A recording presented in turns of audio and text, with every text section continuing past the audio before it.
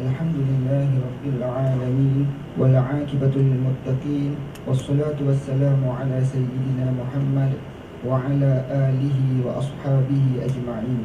Ya Allah, Ya Rahman, Ya Rahim, sesungguhnya kami menadah tangan bagi menzahirkan rasa kesyukuran atas iradat dan kudratmu yang telah menentukan dan mengizinkan kami untuk berhimpun pada pagi yang berbahagia ini di dalam bengkel Flip Classroom ini. Ya Allah, Ya Munzilar Rahmah wa Ya Fatihal Barakah, berkatilah dan pemudahkanlah perjalanan bengkel yang diadakan selama 2 hari pada hari ini dan besok. Jadikanlah ia seumpama sebuah taman di antara taman-taman syurga. Berilah peluang kepada kami untuk menerima segala ilmu yang disampaikan, bertukar idea dan pandangan dalam mewujudkan budaya kecemerlangan yang holistik dan dinamik dalam aspek pendidikan di Intech Education College ini. Dan jadikanlah bengkel ini sebagai pencetus inovasi untuk kami mengaplikasikan ilmu yang diperoleh sepanjang bengkel ini untuk mendidik anak bangsa kami ke arah kemapanan dan kelestarian aspek pendidikan.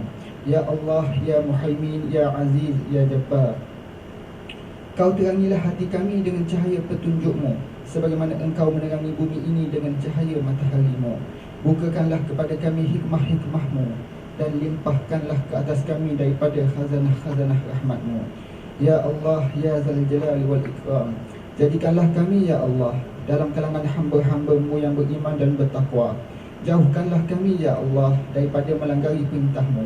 Kurniakanlah kepada kami kesihatan yang berpanjangan, kesejahteraan yang sempurna, fikiran yang waras, minda yang cergas, rezeki yang halal, zuriat dan generasi yang beriman, serta kurniakanlah kepada kami segala kebaikan di dunia dan juga di akhirat.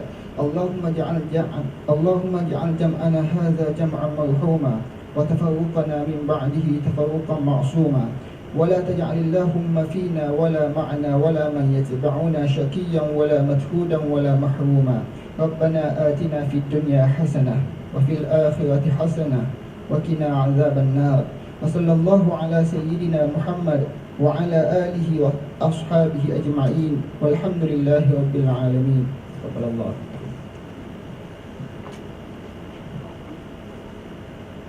Thank you, Ustaz Mutawali. Now I would like to invite Puan Rosella to give some opening remarks. Welcome.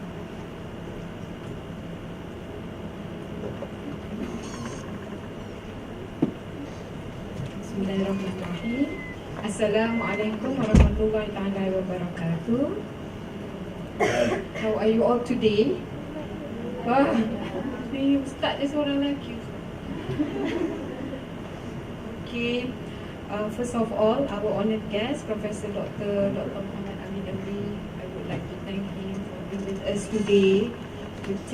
I hope you all have Googled him, and we have seen a lot of articles and a lot of explanation on his achievement and his contribution to UKM and also to Malaysia and also at the international level.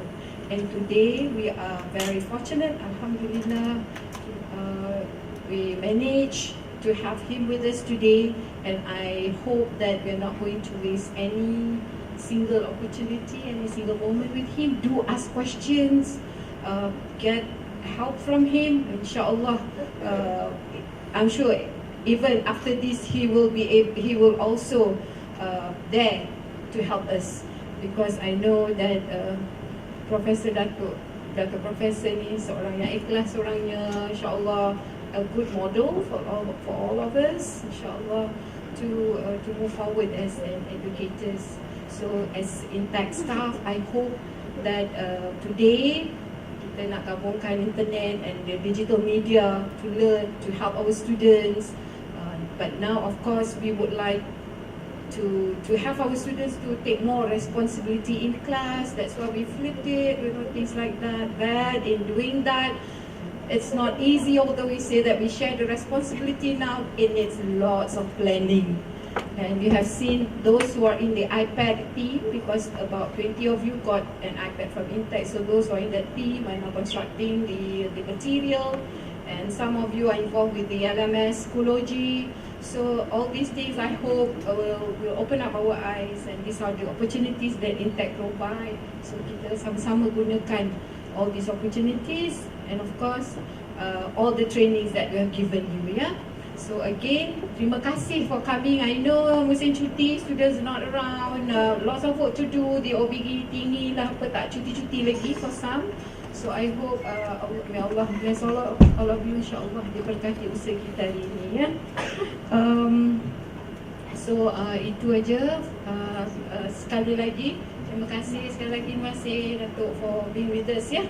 Okay, saya sudahi dengan wabillahi taufiq wal hidayah. Assalamualaikum warahmatullahi wabarakatuh.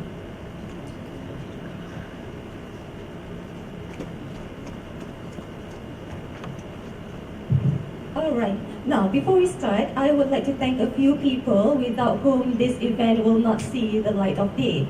First of all, I would like to thank the organizing committee led by Ms. Ayu for organizing this event. As a newbie in flipped learning, this workshop will definitely be a huge help for us all, inshallah. And thank you to the audience for showing up. Okay, without your presence, I would be some crazy girl talking to an empty room. Okay, thank you for taking some time off to be here today. And of course, on behalf of all of us, I would like to express my humblest gratitude to Professor Dr. Muhammad Amin MB for his willingness to be here, and I'm sure his presence today will give a lot of insight to us. Okay, our 2-day workshop will be divided into several sessions, and we will have a short break at 10 a.m. and also a lunch break at 12 p.m. and inshallah we will end at 5 p.m. and lunch and tea are served, so please make sure you go to the 24-hour room for lunch and tea. Right? Now, let me introduce to you our honored guest speaker. Professor Dr. Muhammad Amin MB is a professor of Technology Enhanced Language Learning at the Faculty of Education, University Kebangsaan Malaysia. Presently, he is the Director of Center for Teaching and Learning Technologies, UKM. He's also a leading consultant and master trainer who has conducted more than 200 specialized workshops on e-learning, e-content, open education resource, and flipped learning 3.0 at the regional and also international levels. His recent publication entitled Web 2.0 Tools in Education series has recorded more than 1.2 million reads on Scribd and also SlideShare. A Web 2.0 mobile application that he has developed, known as Just-in-Time Training to You, has also attracted educators from more than 115 countries worldwide. Currently, he's the president of Mobile Learning Association of Malaysia.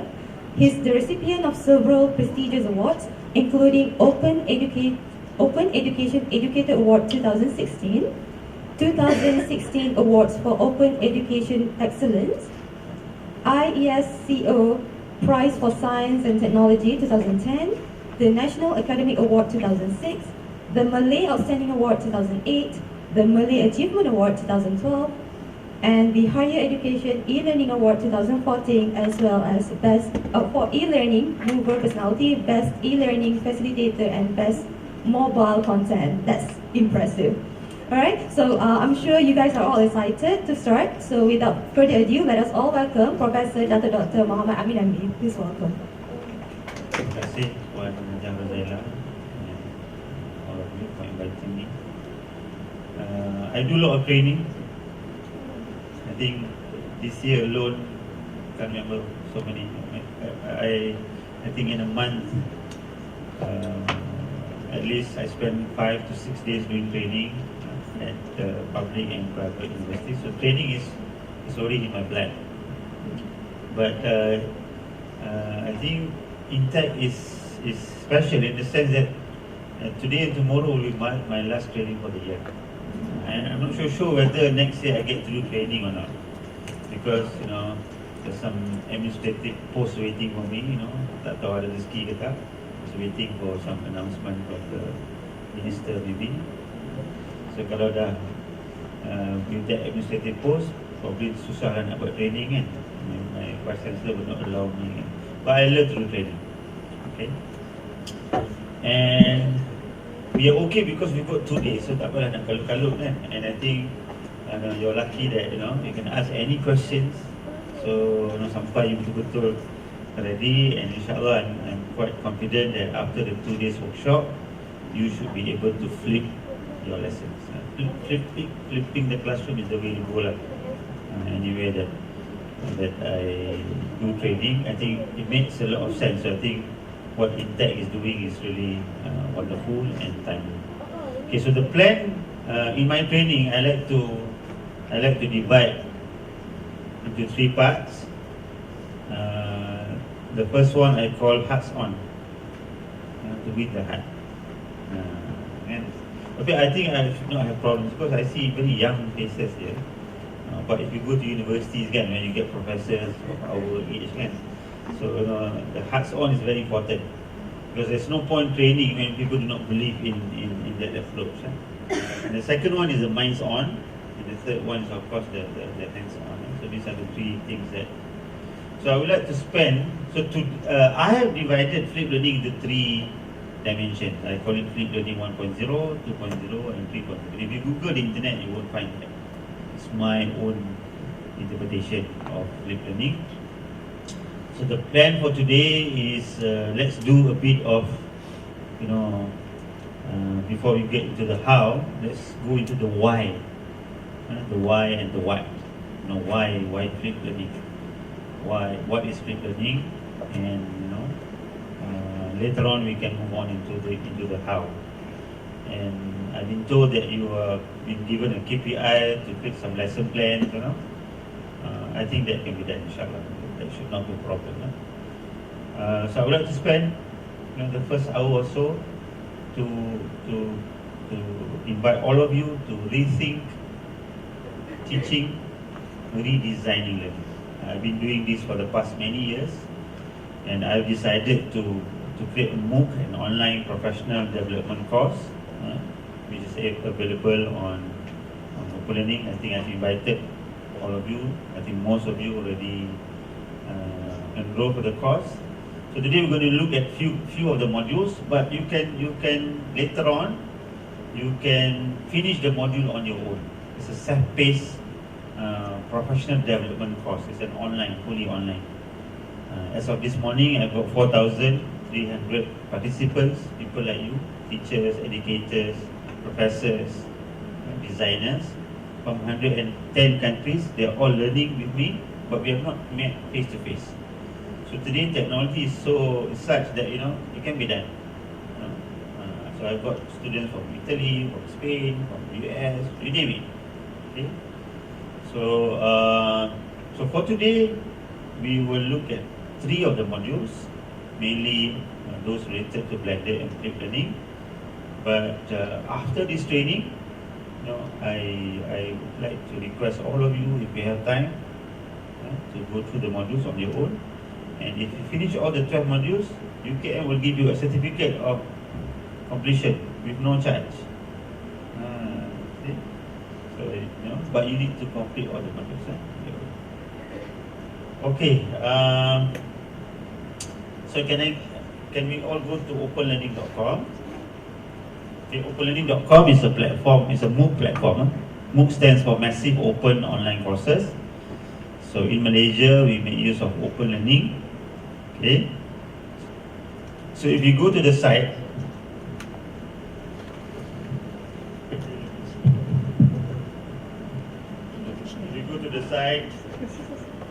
you scroll down a bit, you will see a course, Rethinking Teaching, Redesigning Learning. So if you have not registered, click find out more.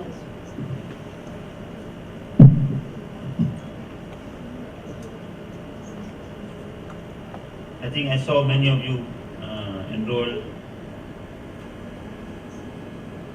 Okay, and then join the course. Fill in this information, your full name, your profile name, email address, password. Okay, once you've done that, you should be able to get into the system.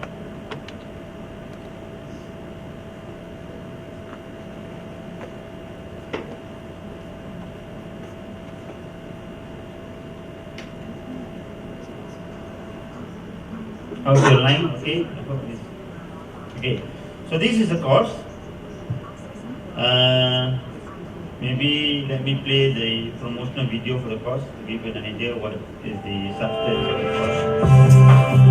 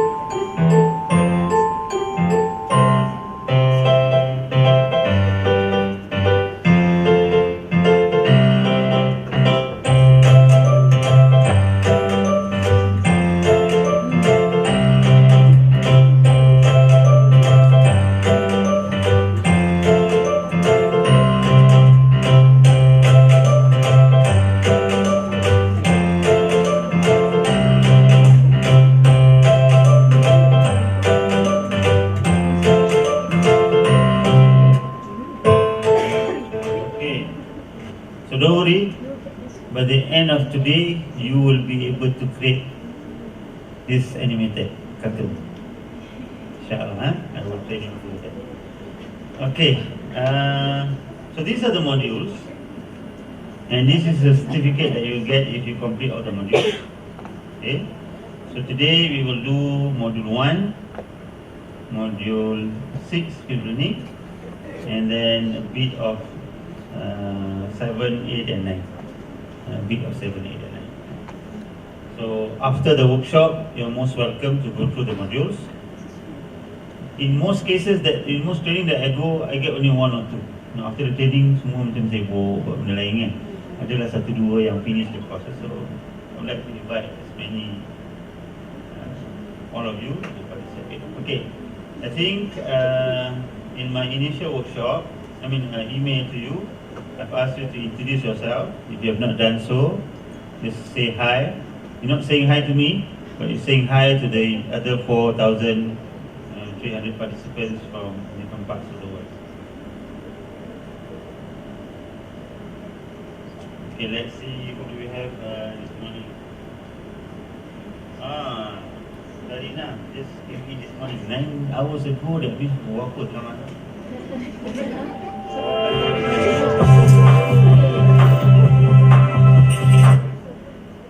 Okay, anyway, if you're not done so, can I give you a few minutes just to introduce yourself? You're supposed to have 1, 2, 3, 4, 5, 6, 7. Or some of you are sharing. So over here, we will be able to see who's online. This will include some of my students, or no, they're not here, but they are online. So if this thing is disturbing you, you just click this down.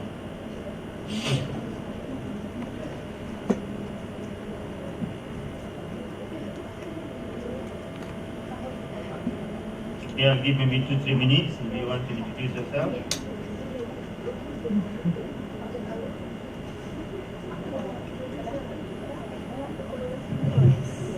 Can I have some idea what background this group is doing? What? Apa bidang you on? Sciences, physics. Oh, campur-campur. Memang campur-campur je tu. Are you are you like different departments or tak? How many departments you have it? Science, social science, maths, English. Okay. So who are the English guys? Angkat tangan. Okay, 1, 2, 3, 4. Okay. And maths? Very good. Oh, okay. The sciences? Okay. Oh, do you have like accounting or something? No? Oh, social science. And Ustaz lah seorang nampaknya, kita dua lah. Kumbang yang ada. I kumbang ni dah berpunya. Ustaz dah berpunya ke? Tidak tu kan, dia ramai ni nak tackle ni. Okay, so let's see if we have newcomers.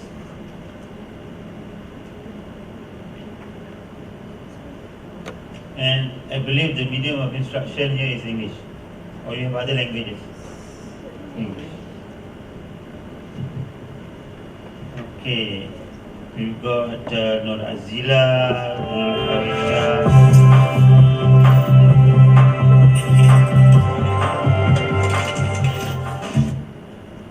Okay, and I'm sure a few more will be here. Okay, I would like to begin our session with a short video. The content for the course is located here. Course, modules and tasks.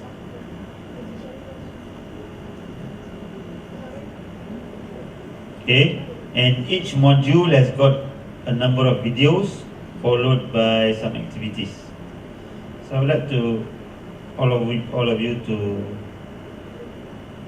watch this simple video.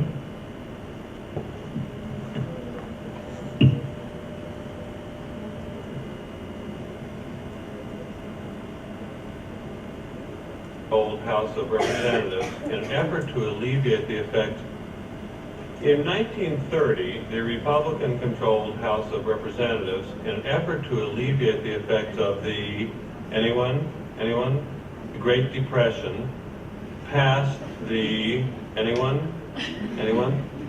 the tariff bill, the Hawley-Smoot Tariff Act, which raised or lowered, raised tariffs in an effort to collect more revenue for the federal government. Did it work? Anyone know the effects? It did not work, and the United States sank deeper into the Great Depression. Today, we have a similar debate over this. Anyone know what this is, class? Anyone? Anyone seen this before? The Laffer curve. Anyone know what this says? It says that at this point of the revenue curve, you will get exactly the same amount of revenue as at this point. This is very controversial. Does anyone know what Vice President Bush called this in 1980? Anyone? Something DOO economics. Voodoo economics. I'm sure you're all laughing. I hope, this is not happening at Intech. Is it happening? You sure? So how can you describe the students? They're bored. What else? They're so dull, monotonous. They're stunned, in a way. What else? Do you think they're learning anything? No, huh? So why is that? What's happening here? Monotone, huh? No two-way communication. Should our class be two-way communication? What if I say no? I think if you think that a class should be two-way communication, you're 20 years behind time.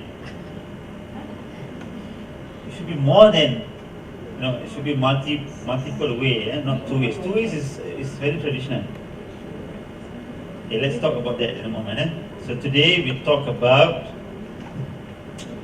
lesson to be two-way. Two ways, I think, it's too traditional. So if we have the teacher here, and then the students, and so if the teacher is doing the lecturing, then you say it's one way. But otherwise, if there's maybe lecturing and Q&A, you call that two ways. Two ways is actually very outdated. Then we get students to interact with students. So that's two ways. That's another way. So you have the teacher, student. Can I have the students to interact with the materials, the books, the notes? So how many ways do we have now? Can I have the students now to also interact with the world? Can they do that? How can they do that? Can they Google? Yeah. Can I get the students now to interact with their social media? So there are many ways. So to say that it should be two ways, I think is very, very conventional. It should be multiple ways. And the more you get your students to interact with other people, other materials, I think more learning will take place, because you're activating the brain. Okay. Now, this is happening, that we get students who's there to acquire knowledge, to learn, and then we've got an expert in front of the class. Someone, a teacher like you with a degree or a master's degree, or even with a PhD, with a professor and so forth. But why is learning not taking place? So this is something to think about. You got a teacher wanting to share knowledge. You got students who's there wanting to learn, but suddenly the teacher is talking and the students are all sitting there not taking anything. So something is wrong somewhere. I think in one way we can say that the students are disconnected. Okay, they're there physically, but they're not able to connect with the lecturer, with the teacher there. Okay, and if our design is not right, this is going to happen also in our class, but in a different form. In today's class, how do you know that your students are disconnected? What's the signal? Can you give me a symptom? Sleepy. Okay, what else? Sorry? Does not respond. Okay, good. What else? The moment they're there, you're there, and then they're sitting here, putting the phone here, and then looking at the phone. They're disconnected. They're there in your class. You're giving all the facts, trying to make them understand, and they're doing something else. So they're disconnected.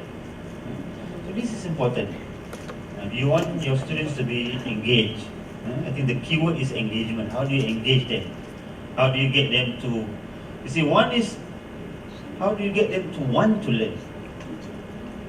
This is important, how to get them to want to learn. So I think we've got these 2 days to explore.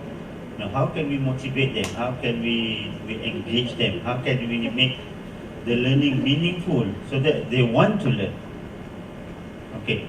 Now, I want to do a very simple activity, and judging by all these young, fresh graduates, I hope my assumption is wrong. Okay, can I get everybody to go to the first this one, course modules and tasks? Okay.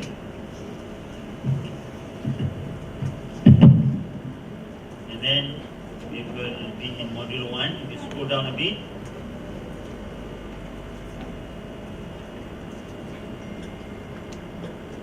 There's a task here after the videos called Your Conception of Teaching.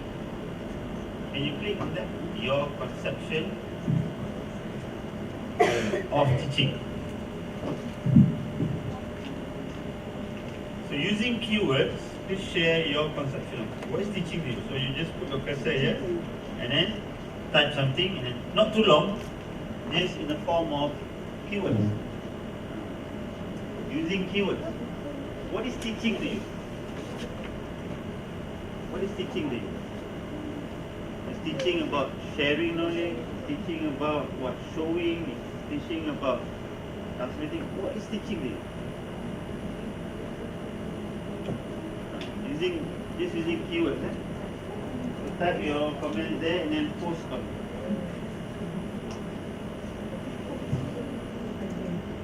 What is teaching? You don't have to Google. Your own conception.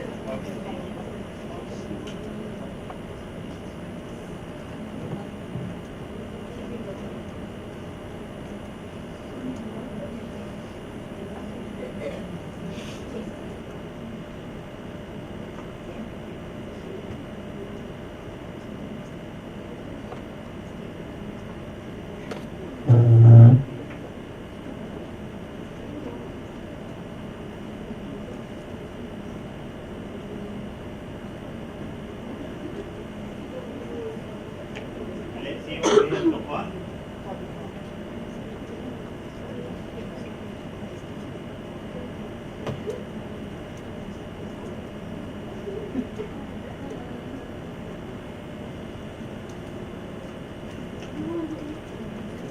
Okay, teaching is educating souls.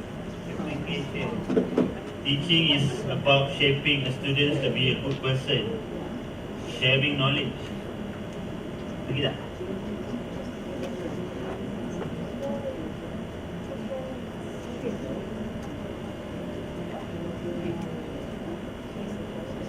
Teaching is expressing what you know to others. Teaching should be transformative rather than just informative. Interesting. Teaching is to expose, reveal the knowledge about a particular thing to the students. Any more?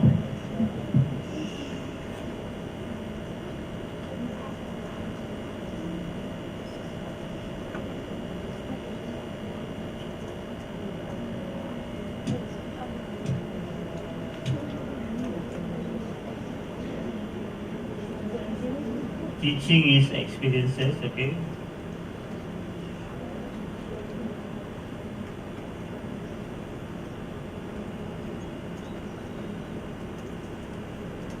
Teaching is sharing and giving knowledge.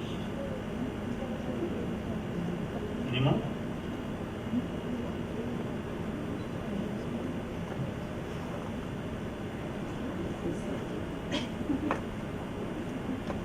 Sharing information.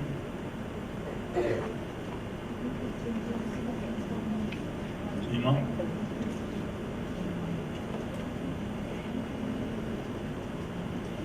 Constructive sharing process. Okay, now I'm going to write some keywords here. If when defining teaching, you use words like sharing, okay, giving, maybe transferring, transmitting, maybe delivering,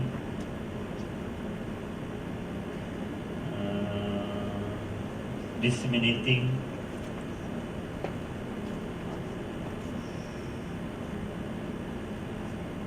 and the like. So you say that it's about sharing knowledge or content or subject matter. Okay, you may be young at age, but you're from this old school of So we call this the traditional, the conventional model. Ready? And probably because of your training.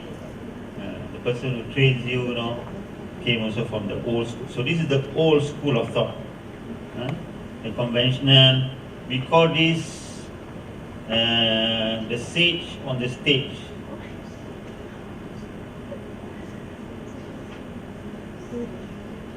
Model. So you see your role as a knower, a person who knows. Okay?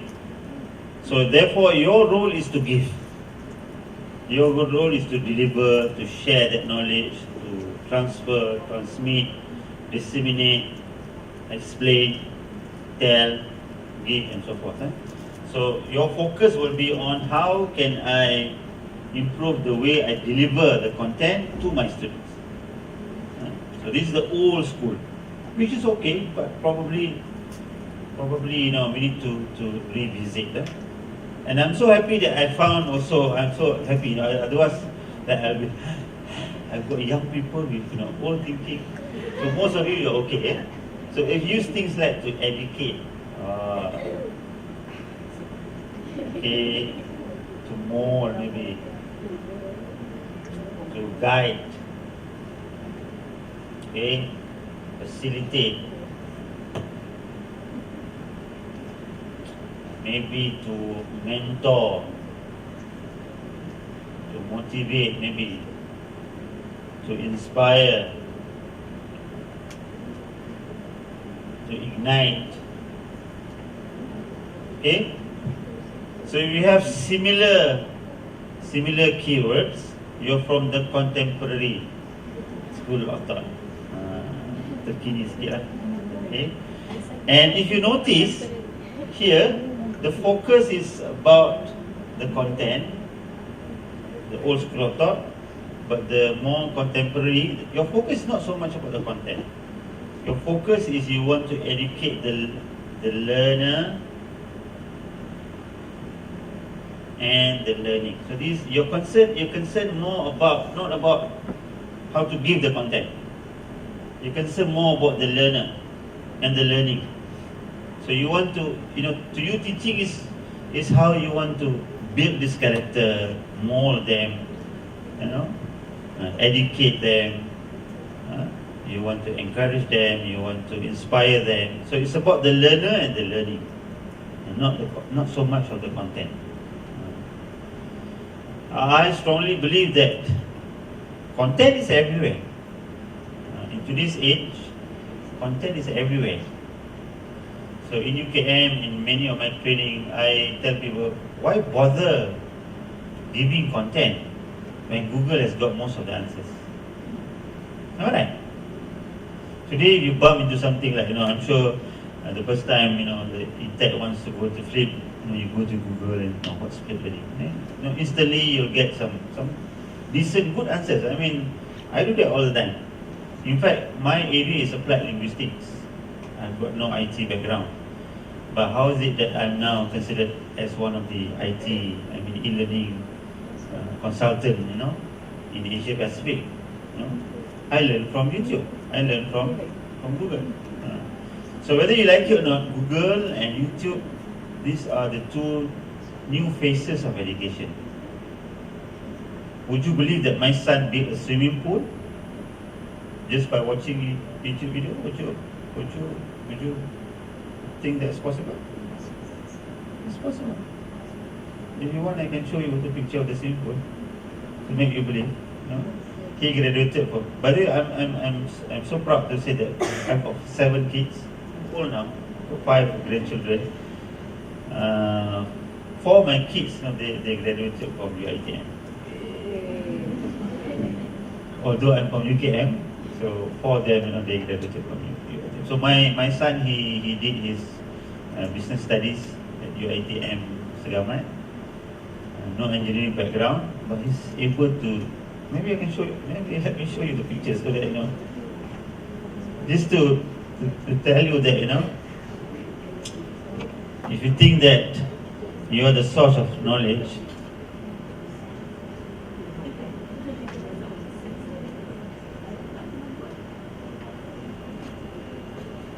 This is the swimming pool.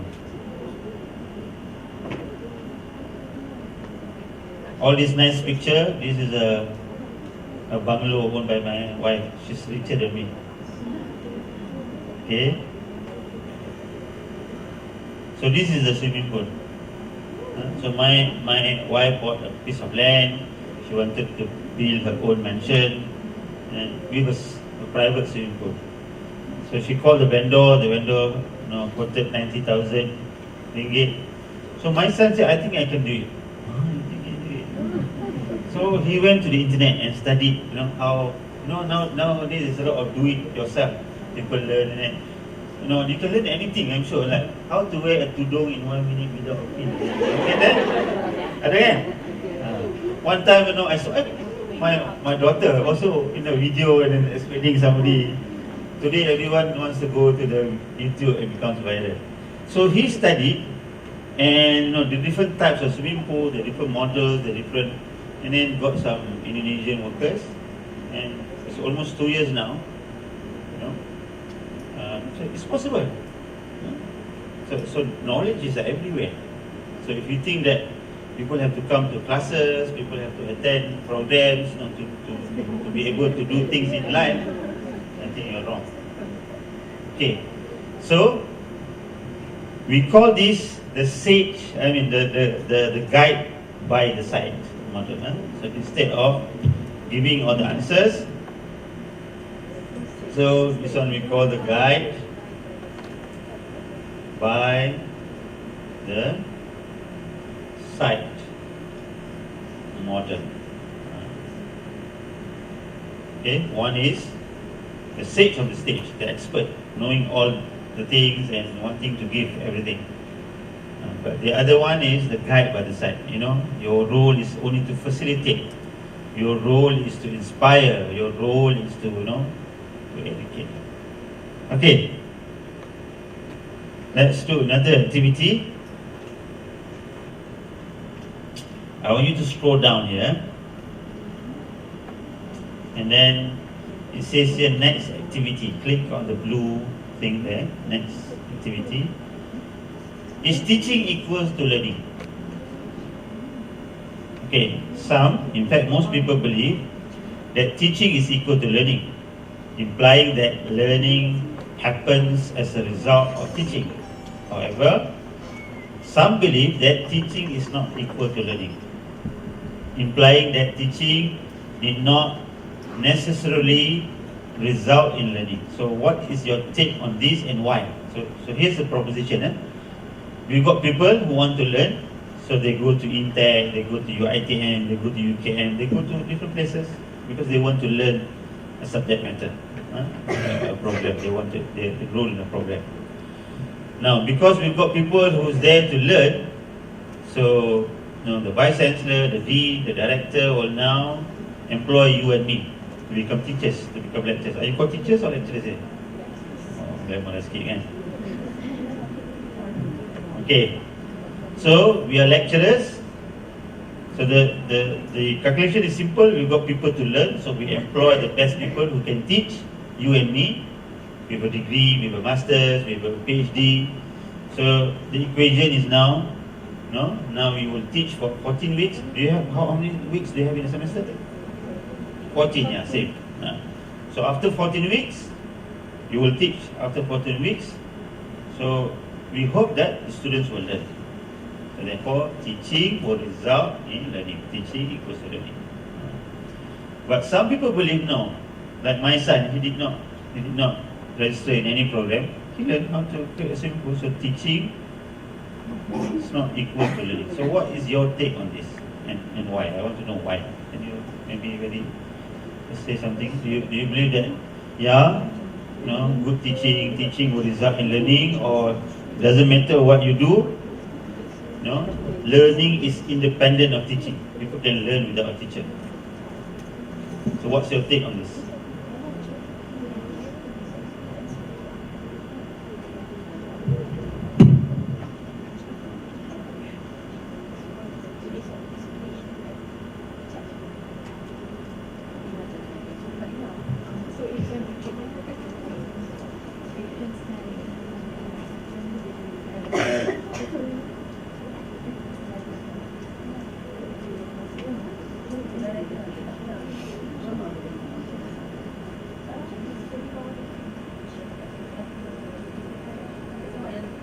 I want to know why. Why you think teaching is equal to learning or teaching is not equal to learning?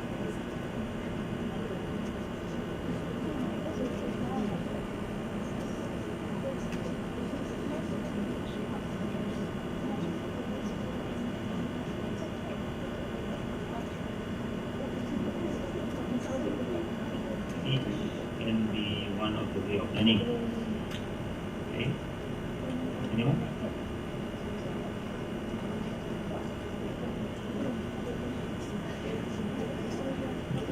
Teaching is only one of the ways of learning. Learning can also come in the form of observation, reflection. Teaching and learning is from one source, which is knowledge. So people who have knowledge can teach, and who want to learn can find out the knowledge. Okay, see? No? Yes, teaching is learning because when we impart the knowledge to the student, at the same time we learn and improve the knowledge. Because learning is a process of observation from surrounding. Teaching may result in learning, but it's not the only method.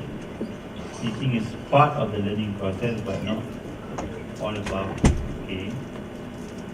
You know?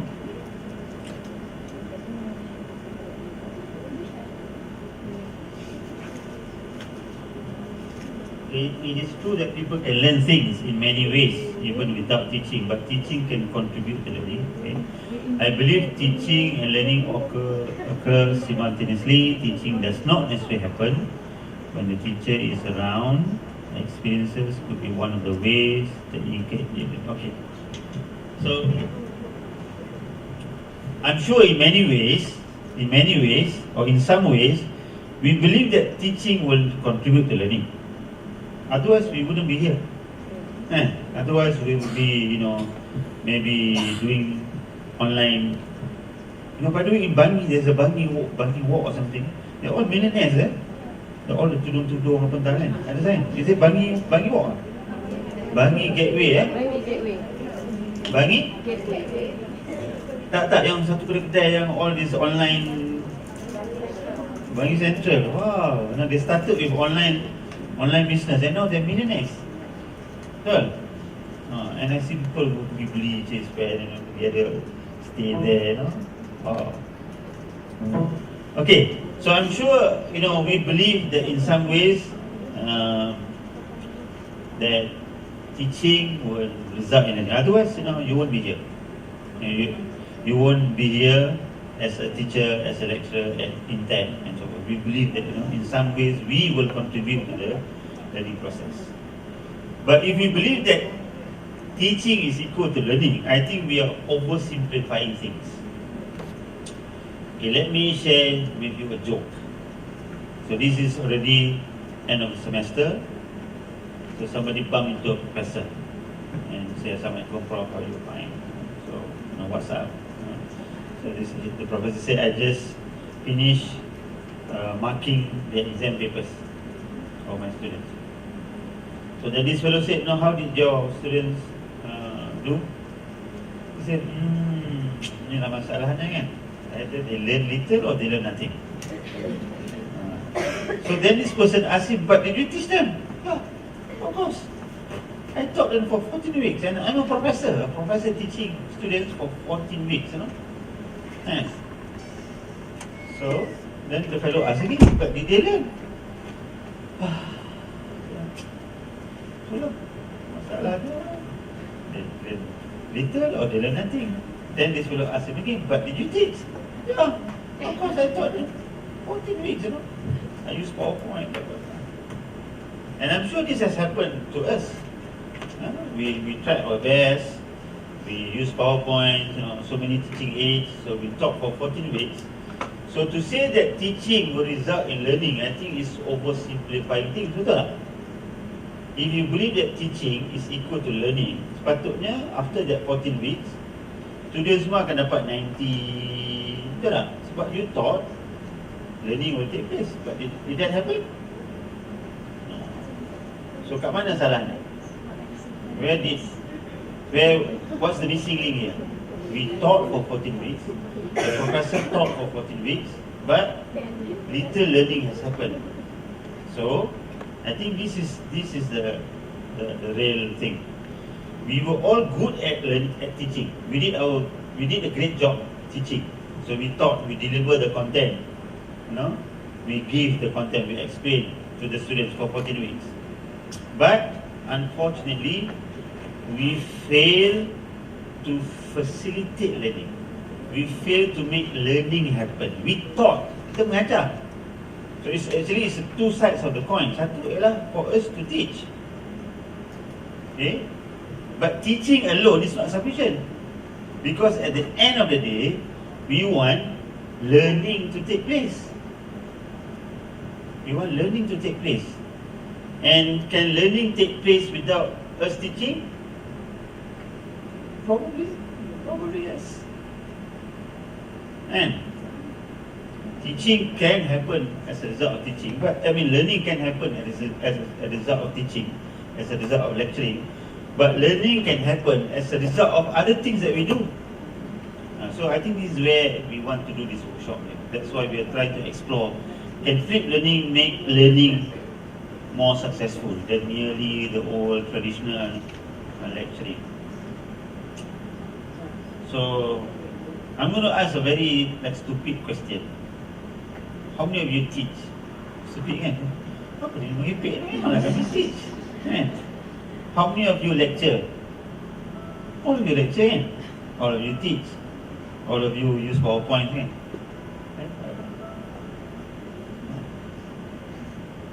Okay? So we've been teaching, we've been lecturing, but somehow the learning has not been maximized. So probably there is a need for us to revisit our role. I think we have focused so much on teaching that we have forgotten, or we have done very little to assist learning. So this 2 days workshop is to assist you how to make learning happen by doing less teaching or no teaching at all. I don't teach, I don't lecture. For the past 5 years, I do very little teaching, I do very little lecturing. Why? I want all of you to go to Google Images.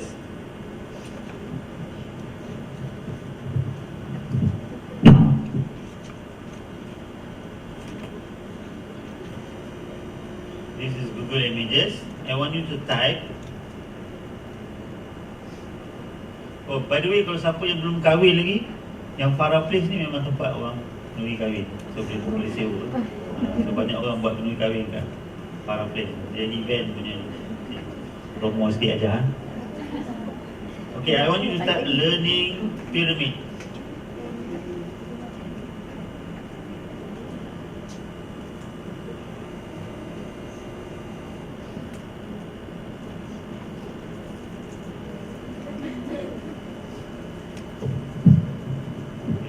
The learning pyramid, a study conducted in the States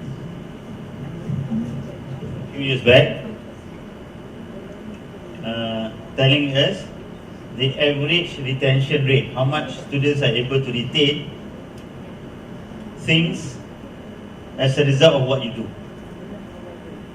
So, am I right? In UKM, I tell people, I say, forget it, stop lecturing. Don't waste time lecturing, Why lecture when Google has got most of the answers? No, I'm serious about it. You're just wasting time. In fact, we wanted to try out something we call lectureless week. I wanted 1 week where we lock all the lecture rooms. You cannot lecture. So I mooted this idea to the vice chancellor, and he likes it. Kita buat seminggu. Kalau ikut I kata lectureless semester. Lagi best. Lectureless session. People come, I think university life or college life, it's not about listening to lectures. It's about gaining experience, about meeting people, about doing things. So anyway, if you look at this learning pyramid, so people can only retain 5% of what you lecture. So why bother lecturing? Okay? So according to this model, people can it's even better to give them something to read. They can remember what, about 10%. But most of us, we're not here. Yang ni macam lecture kering lah. Macam lecture tak pakai apa kan. I think most of you pakai whiteboard, guna audio visual. So we are here. We lecture but we use PowerPoint. So this is audio visual lah. Okay. But still, students can only recall 20%. That's why, after giving good lectures for many weeks, students are still not able to learn well because that's very passive. They're just sitting there listening to your lecture. Okay? So we want to move into this one. It's called the participatory teaching method. So forget about lecturing. Cik, I bawa ajaran baru ni aja. Okay, so we should focus class time to get students to work in groups, to get them to do things, and even best to get them to teach others. So we're going to do all this by tomorrow. My Flip Learning 3.0 is more about getting students to teach others, learning by doing. Okay, I think Confucius once said, I hear, have you heard this? I forget. I see, I remember.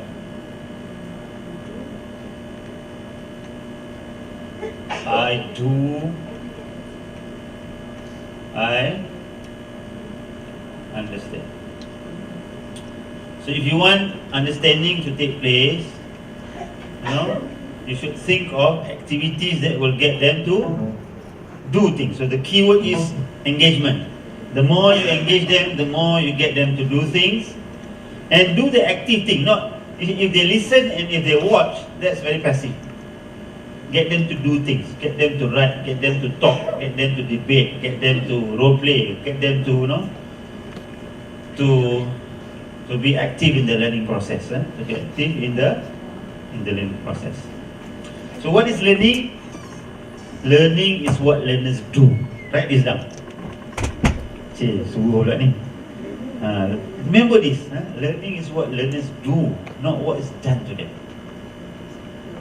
So if you want learning to take place, you get them to do things. The more things they do, the more they will learn. In mathematics, the more exercises they do, the more they learn. Not the more you lecture. Okay, not the more you lecture. Okay, so this is where flipping the classroom comes in. Because if we look at the normal scenario, okay, class time, what do? We come to class, we take out our PowerPoint and then we go, tek, one, tek. And I hope kat sini tak ada yang buka PowerPoint, baca pula PowerPoint tu. Alamak. Takkanlah dia orang teruk sangat sampai a professor needs to be here and read like sentence by sentence. Plus, if you use PowerPoint, you're supposed to use salient points. So you use point, you're supposed to make it power. Baru jadi PowerPoint. Betul? Tapi if you just come here, you just go through your points, one by one, reading it, there's no learning taking place. So while you're doing that, what will the students do? Dulu dia tulis lah. Now they, ada tak? So dulu, when you explain, they will now write down. So the session becomes what? A dictation session. You cakap, dia tulis. You cakap, dia tulis, kan? And do you think that people learn by taking notes? No. If you believe that people learn by taking notes, give them the notes. I mean, why somebody like a professor like me has to come and go through? Tak perlu kan? You tengok tadi kan? Kalau reading lagi baik, you bagi je notes tu suruh dia baca. But people don't. And if you teach using whiteboard, so let's take another scenario. Apa dia ni?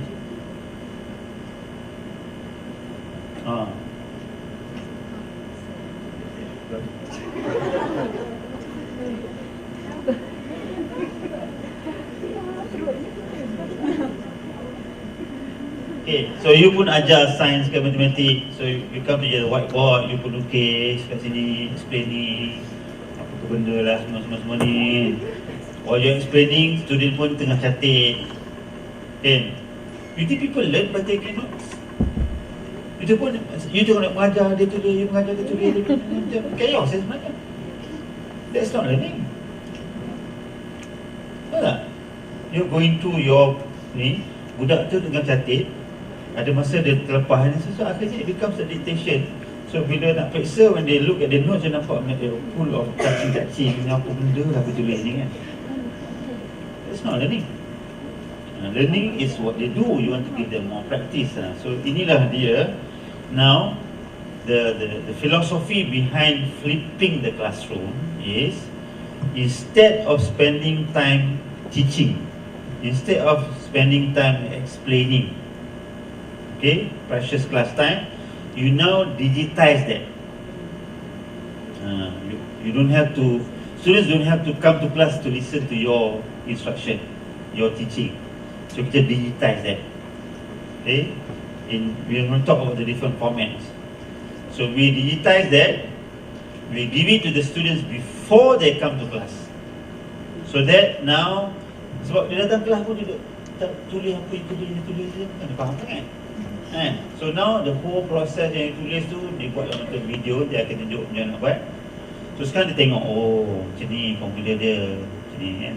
So they've got time to review your teaching. So that class time is not used for teaching. Class time is now used for engaging them. Okay, now kita buat latihan, now kita buat drama, now kita debat, now kita bincang, kelas kumpulan, now kita, you engage them in an active learning process. Itu falsafah behind flipping the classroom. Instead of spending class time teaching, explaining, you know,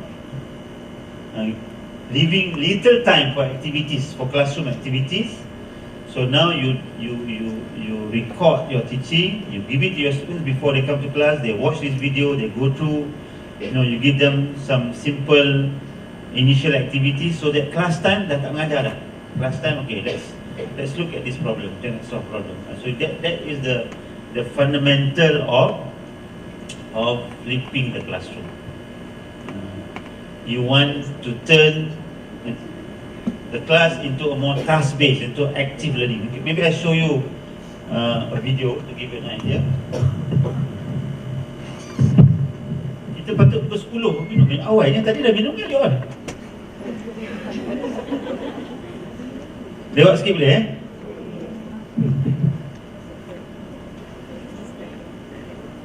Saya datang awal tadi pergi restoran apa awal, ada dekat UATM punya tu ada satu restoran. Dulu dia ada jual apam manis.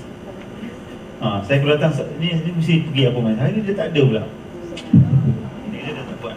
Jadi saya orang Penang suka makan apam manis. Give me 1 second .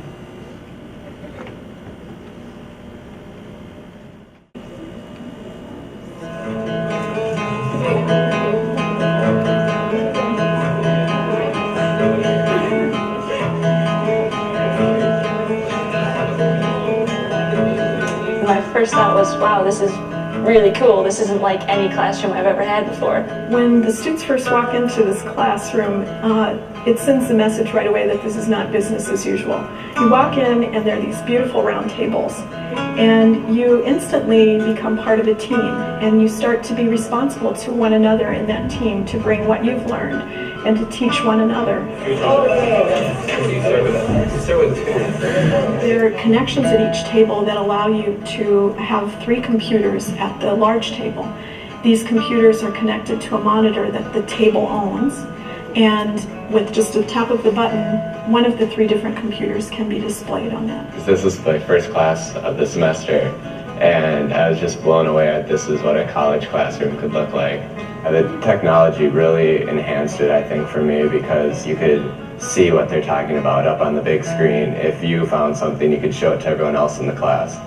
If I see something interesting on one of these screens, I can send it to everybody's screen. And so we're able to do peer evaluation of one another's work right on the fly. There was 8 of us at a table, and you were with them every day. And so by the end of the semester, you were really close with those 8 people, and it was great for interacting with them. I think the coursework we covered in this class was probably a little more challenging than in most classes, but the classroom definitely facilitated a much easier way to get everything done. We call this a concept laboratory instead of a lecture, and I look at it as a place where students bring what they know, what they already know, what they've learned from the textbook, and they learn how to use that to build new ideas, build new connections, build applications. One of the biggest aspects of this course was teamwork. And I think I probably learned the most from my peers, just like bouncing ideas off of each other and giving each other feedback. If you ever had a question, it was so easy to just turn and ask the person sitting next to you. It was a lot more friendly and open in this classroom than a normal classroom, so it was a lot easier to ask your peers for help.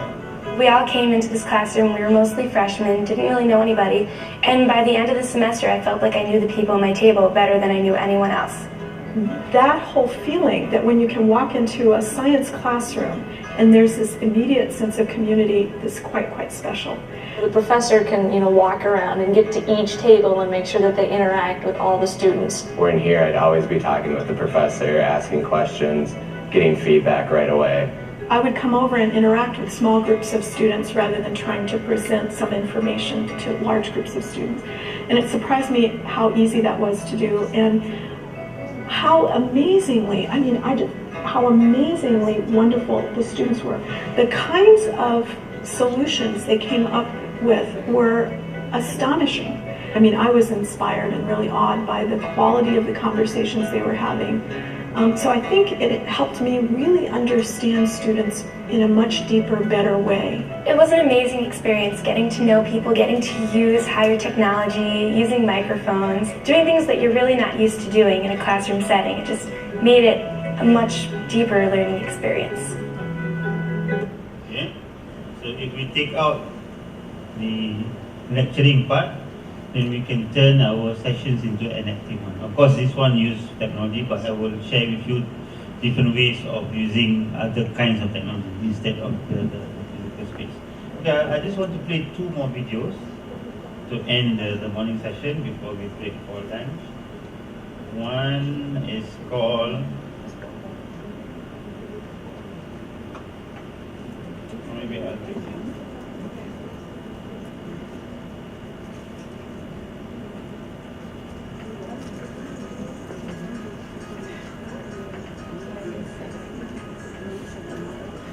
นี่คือเรื่องราวระหว่างฉันกับลูกและสับปะรด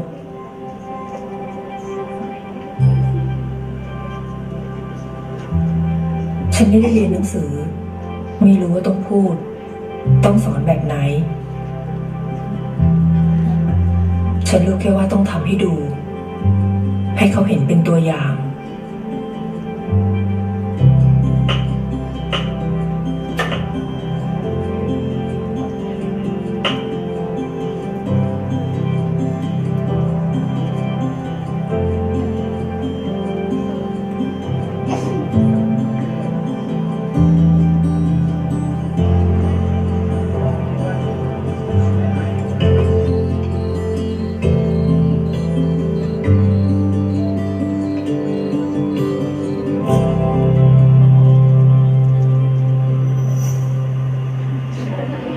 เป็นไงล่ะ อร่อยกว่าไอติมอีกใช่ไหมจ้ะแม่ น่าทำขายนะแม่เนาะ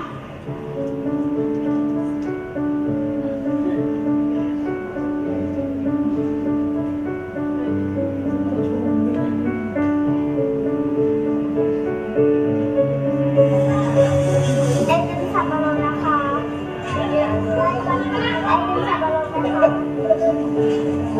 ไอติมสับปะรดนะคะไอติมสับปะรดนะคะแม่ทำไมไม่มีใครซื้อเลยอ่ะงั้นลองไปดูที่ตลาดว่าเขาขายกันยังไง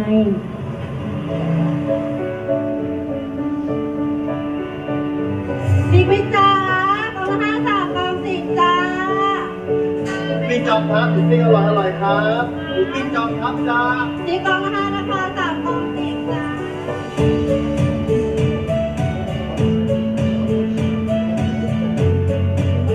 สับปะรดนะคะสับปะรดที่ร้านไหนคะขายละ5 บาทค่ะ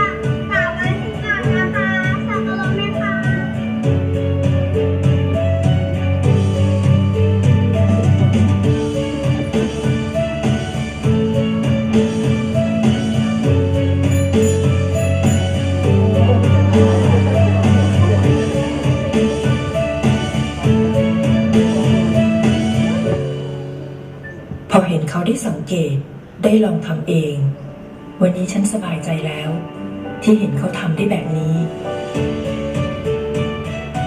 และมั่นใจว่าวันข้างหน้าถ้าไม่มีฉันเขาจะยืนได้ด้วยตัวเขาเองอัชราภูลสวัสดิ์ได้รับทุนจาก Based on a true story, saying that you give a man a fish a day, he eats for the day end. You teach him how to fish, he eats for the rest of his life. Huh? So, เริ่มต้นจากถั่วงอก มืออะไรยู่ทำไมถั่วงอกร้านนั้นขายดีจังเลยอ่ะแม่ก็นั่นแต่ร้านนี้อยู่ร้านเดียวนี่ยังไม่ต้องปลูกถั่วงอกขายกันดีไหมลองดู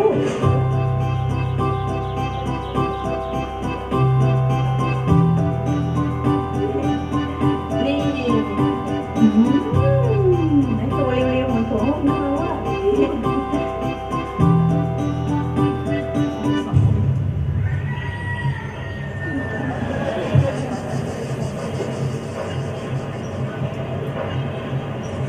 ไม่เป็นไร ลองปลูกใหม่ดู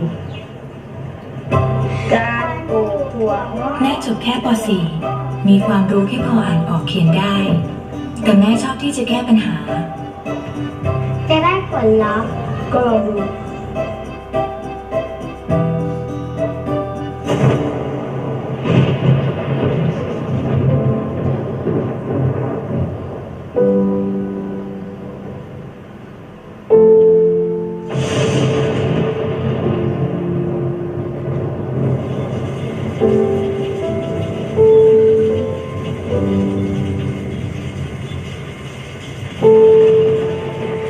แม่เป็นอะไรร้องไห้ทำไม อะไร ไม่ได้ร้อง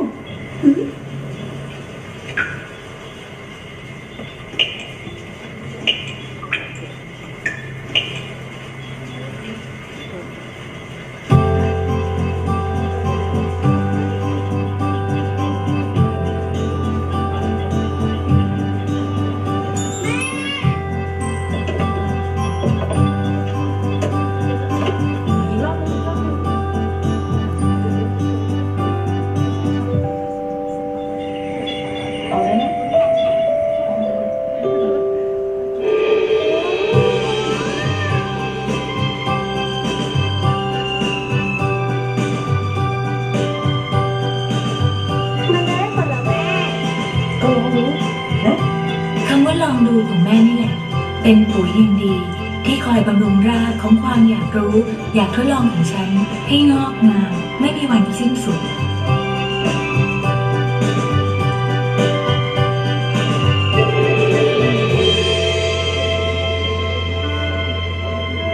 ลองมาปลูกอย่างอื่นดูไหม จะลองดู ดรเนตรนภาแซ่หลีได้รับทุนจากโครงการสารรัฐจนจบปริญญาตรี ปัจจุบันทำวิจัยอยู่ที่ประเทศสวีเดนแรงบันดาลใจจากครอบครัว based on a true story, okay, so this is my summary before food for lunch and lunch. Short break. Is that it's not the content that you give that is important. It's the experience, it's the learning experience that you provide. Have you seen this model? It's called the 70-20-10 model, and this is why we couldn't go into flipping the classroom. No? According to Professor Charles Jennings, 70% of who we are, what we are now, we learn and develop through experience. 20% of who we are, what we are, we learn and develop through others. Our role is actually to design meaningful learning experiences for our students. That's most important. So today's and tomorrow's workshop is meant to help all of us to now think of how can we create lessons, how we can we design, an experience that will be meaningful to our students than merely listening to your lecture. There are three ways of teaching. Teaching by telling, teaching by telling, by lecturing, or worse still, teaching by spoon feeding. Many of us feel that the more you spoon feed, the more you give, the better you are. No, good teachers are not those who give the right answers. Good teachers are those who pose the right questions. Not giving answers. If giving answers, you are spoiling them. You're spoon feeding them. Okay. So one is teaching by telling. Second is teaching by showing. Instead of telling, you show them. You demonstrate. But the best teaching is actually teaching by questioning. Instead of giving answers, you question them. Give them questions. Give them tasks. Put them at the driver's seat so that they get the learning experience. Okay, any questions so far? Before we take a short break, maybe 20 minutes. Is that okay? Or you have not taken your breakfast? Kau dah ni minum kat sini, tadi dah minum. Minum lagi. Okay, so 20 minutes break. Will that be okay? Okay. We have to give more learning experiences, more meaningful learning experiences. Now the other thing is that I think why we need to consider flipping the lesson. You're not facing a new generation. Okay, you're not facing generation Y. I think most of you are generation Y.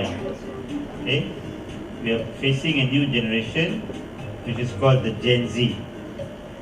Okay, I think now you've got 2 cohorts already of Gen Z who is in our system. So we're going to play a game, shall we? Have you heard of Kahoot? Oh, okay. So we're going to play Kahoot. So go to kahoot.it. You can use your smartphone or your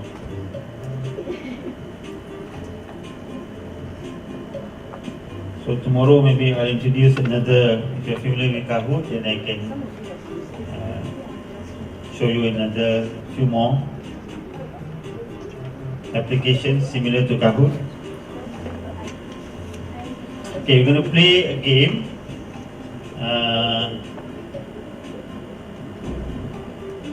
I want to see how much you know about Gen Z. I've got 10 questions.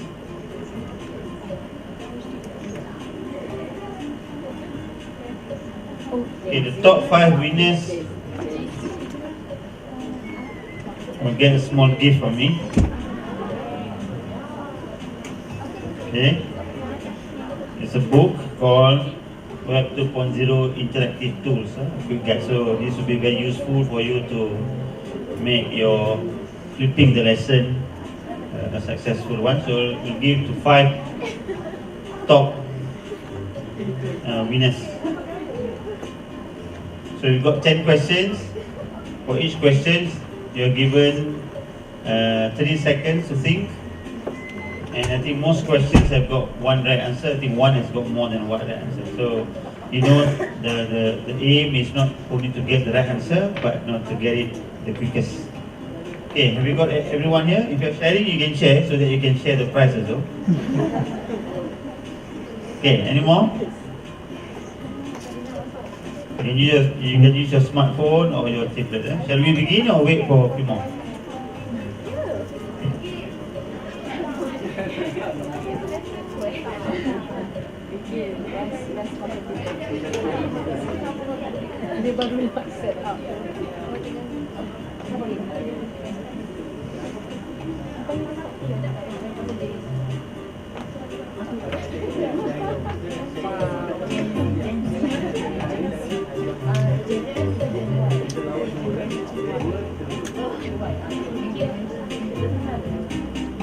Everybody in? 5101 577. 10 questions. The top 5 winners will get a small gift from me. Okay, shall we begin?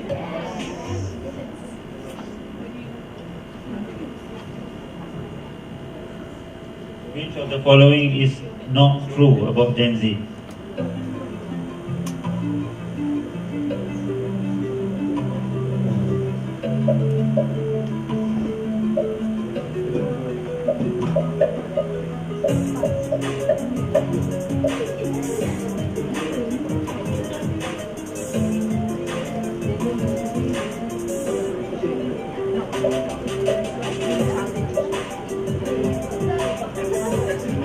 Okay, 3 more seconds.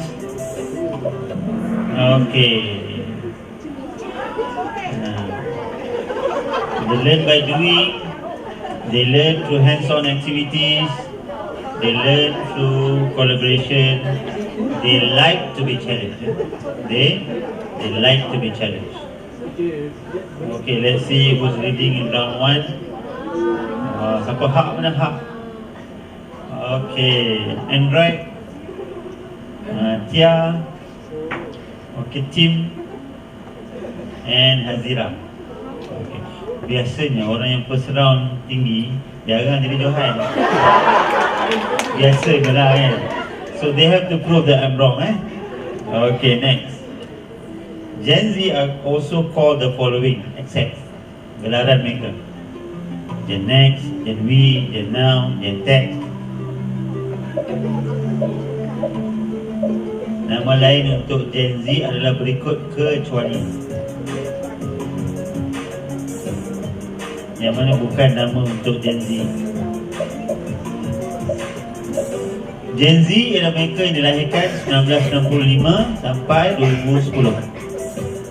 Kalau yang mereka yang lahir 2010 ke atas, kita panggil dia Gen Alpha. Gen Now is for Gen Y. Gen Y digelari sebagai Gen Now.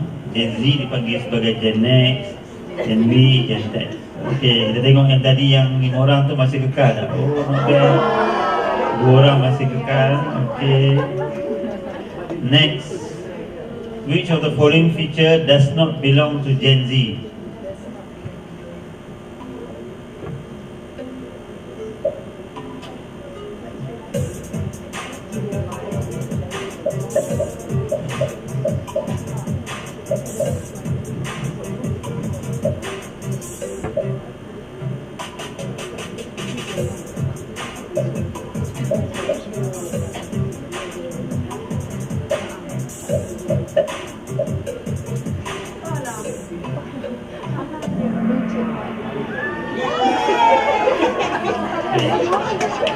They are very technology reliant. They so reliable on technology. They are very entrepreneurial. They are happy aware of things around them. Gen Z, they create and share things. They want to share everything. Okay, so that's why that is the answer. They share, they create, and like to share things. Okay, oh masih lagi. Bermakna tadi semua salah lah banyakkannya. Okay, Gen Z prefers the following learning styles, except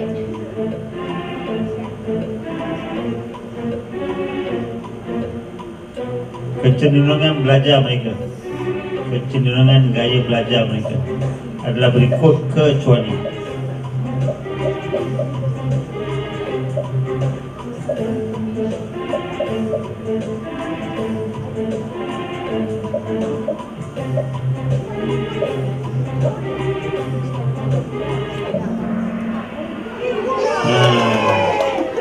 So they multitask, they network with many users at a time. To them, learning is just in time. They can just say anytime.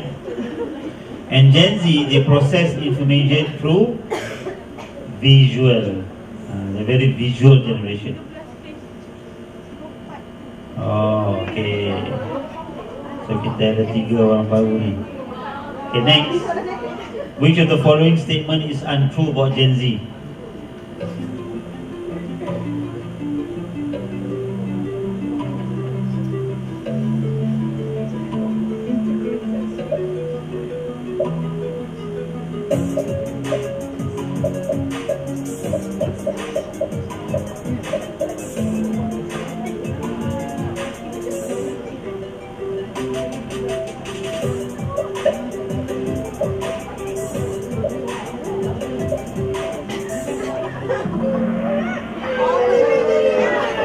Okay, they visually engage.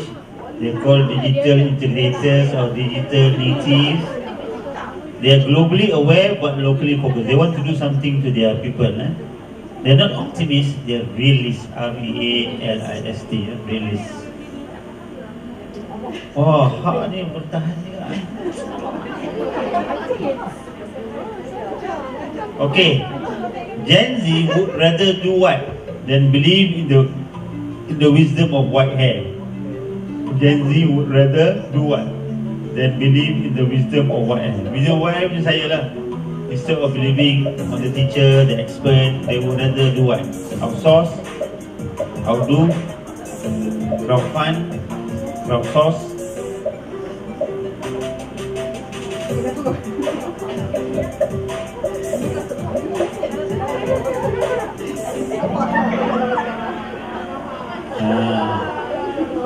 Okay, the term is called crowdsourcing. They crowdsource before they do anything. They will read reviews. They like to read reviews before they buy anything. They would rather rely on strangers for making decisions. They will not rely on experts like you and me. That's how they behave. They believe in the power of the people, the wisdom of the crowd. Okay, 3 more questions I think. Wow, susah nak pick ni. Okay, which of the following pedagogy is suitable for Gen Z? Challenge-based learning, task-based learning, action-based learning, rote learning.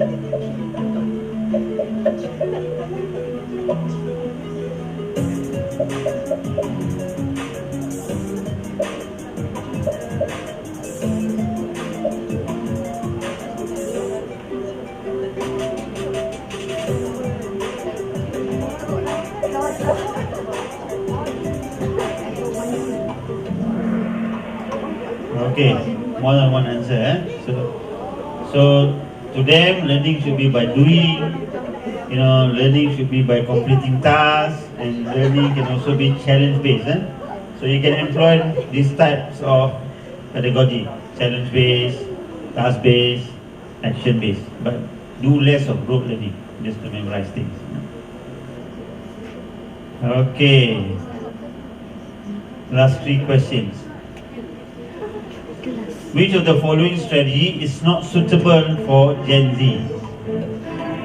Make sure you get this right. It's not suitable.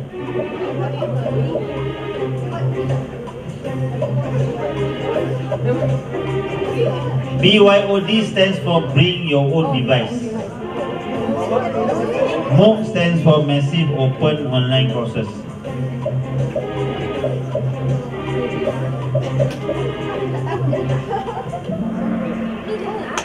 Drill and practice. Okay, so flip classroom will be good. Bring your own device is that students come in, they bring any device, smartphone, tablets. I practice that. I tell my students, you bring your own device. MOOC stands for open online courses. Okay, last 2 questions. The art of self-determined learning used by Gen Z is often termed as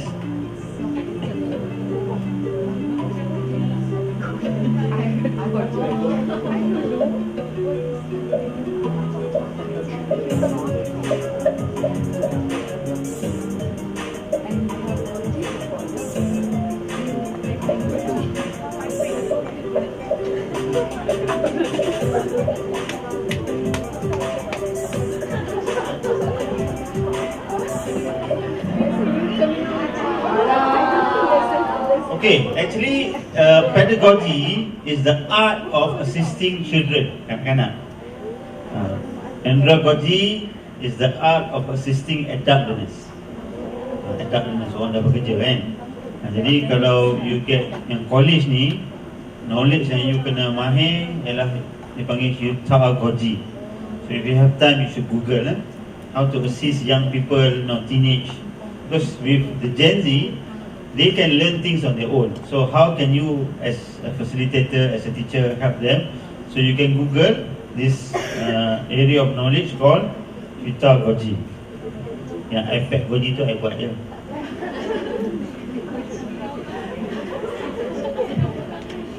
Okay. Last question. Which of the following approach to education is not suitable for Gen Z?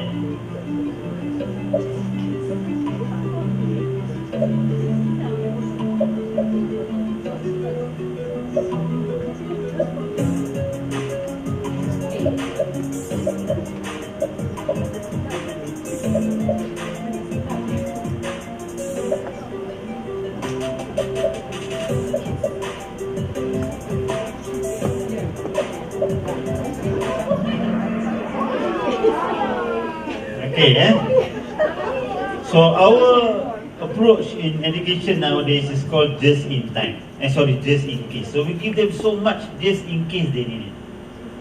So we give them 120 credits, we spoon feed them. So that is not a good way of educating. You give them just in case they need it. So you give them so much. So by the time they graduate, many of the things that you teach, many of the things that you tell them will not be relevant. It's going to be obsolete. So we should go into what we call just enough, just to get them wanting to learn more. It's also called micro learning. You give them bits and pieces, just enough for them to get started. Okay. Secondly, it's also called just for me. You make the learning personalized. So it's called just for me learning. It's personalized to my needs and so forth. And finally, it's called just in time. So learning should be just in time. When they need it, it's there, not just in case. Okay, let's see who are the winners.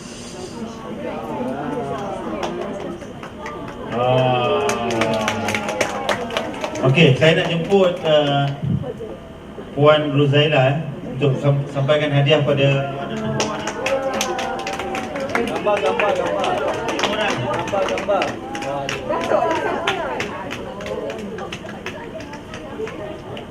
Kita jemput Pak dulu.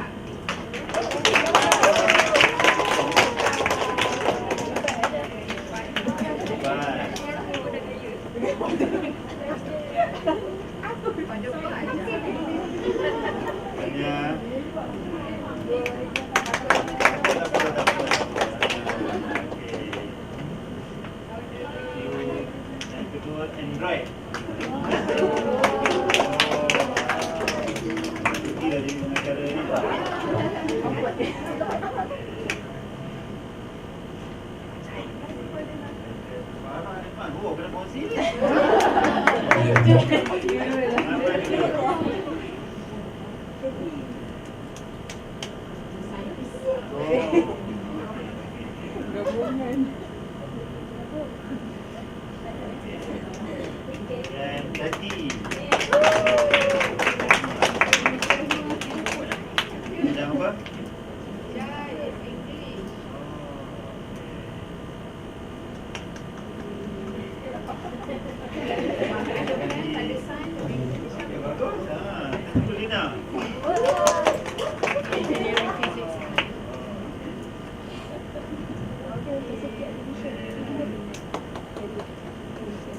Okey, kita bagi tepukan muruh pada semua.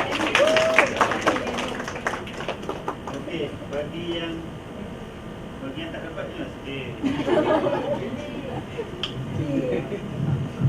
Okey, yang tak dapat hard copy, saya bagi soft copy, boleh?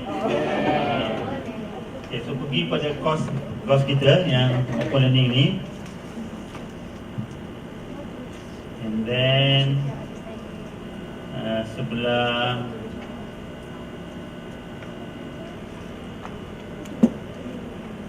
dekat sebelah tepi ni ada web 2.0 tools for teaching ni. Klik situ. Saya ada 26 buku e-book yang saya bagi percuma pada masyarakat dunia. So why not give it to you all also. So ada banyak buku So buku tadi yang anda dapat tu interactive tool. So you tekan ni, you boleh download secara percuma. Tapi yang dia orang dapat yang hard copy saya print 100 saja. Sebab yang lain semua boleh download secara percuma. So saya ulang semula. You go to the course, click 2.0 tools for teaching and learning. So once you want to flip a lesson, you want to make your classroom interactive, there are other books that you can download. Altogether, there are 36 books that you can download. So, interactive tools, you become a member of SlideShare, then you can download for free. Okay. My latest book is called Infographics. How to design. Ini semua kita akan buat besok lah. Termasuk yang animation tadi tu. So each book has got 10 tools that you can use to enhance your learning.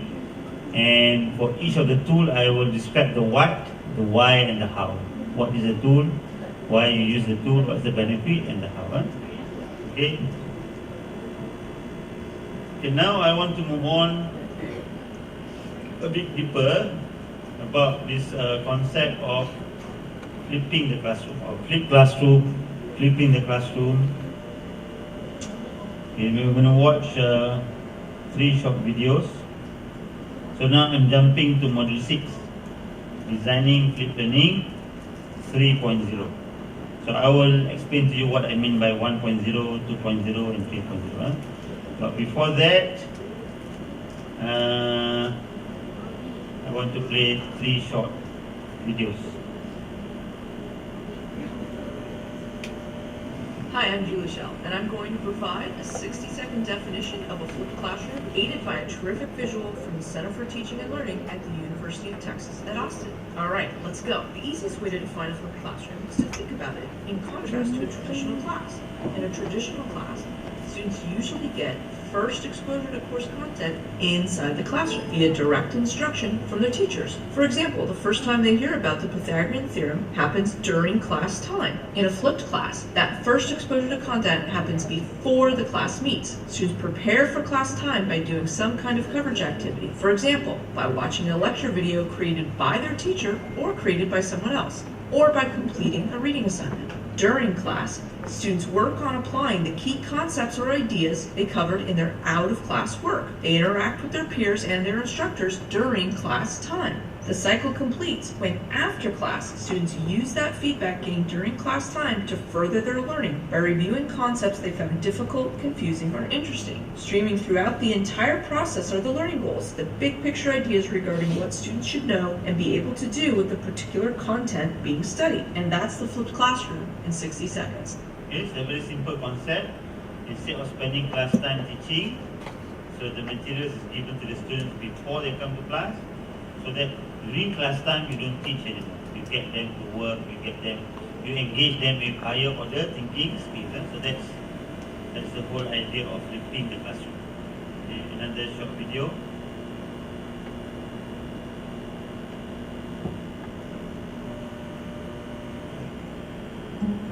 This is a classroom. The teacher stands at the front, and the students watch and listen. You'll recognize this because it's probably how you were taught, and how your parents were taught before you. But there are a lot of problems with this approach to teaching. You see, not all students learn at the same speed, so some get left behind. And while some students learn better by listening, others may learn better by doing. This means that teachers can't always do the best job they can, but there is another way. The flipped classroom addresses these problems and makes learning more personal. First, the teacher makes a video that delivers the content they'd usually teach in class.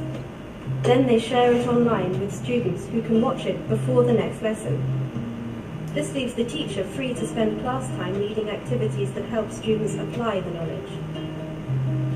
Students can rewind and rewatch a video as many times as they like and come back to class with questions for the teacher. So keeping up with the class is no longer an issue. Students can access the video at any time using mobile devices, giving them the ability to learn more independently. Instead of sitting and listening, students can spend class time applying knowledge in more practical ways. And teachers are free to spend their time working with students and giving them individual support and attention. The flipped classroom model is already making a difference to students and teachers worldwide. Okay, the short video, and then I want to compare the traditional classroom and the flipped classroom, so that you got the real idea.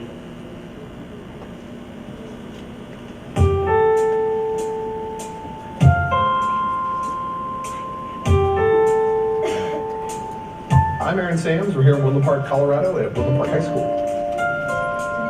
Flipped learning, I think on a really basic level, is taking what has traditionally been given in a lecture in terms of direct instruction and shifting that out of the class time and then using that recuperated time more wisely, more valuably to really meet the individual learning needs of students. The way I got started doing this is I just started recording my lessons live for my students who were missing class and posting those online for them as a resource. They get to access it when they want to, and that could be at 10 o'clock at night, it could be 6 o'clock in the morning, it could be on the bus to the soccer game. they have control of that. Students would watch those before they came to class, and the class time was work time, engaging in some higher order thinking, and so we didn't have to use our class time for direct instruction. We could shift that out of the class. There's a site where we go to and we watch our podcast, and it has like all the units. And during the class period, we're doing labs and applying the skills that we learned at home. I wish more people would do the flipped classroom. I think it definitely works for every speed of learner. If a student is a I'm going to skip that and show you this very interesting video. The difference between how we do things traditionally and flipping the class. Hey guys. Hey Bo. Hi Bo.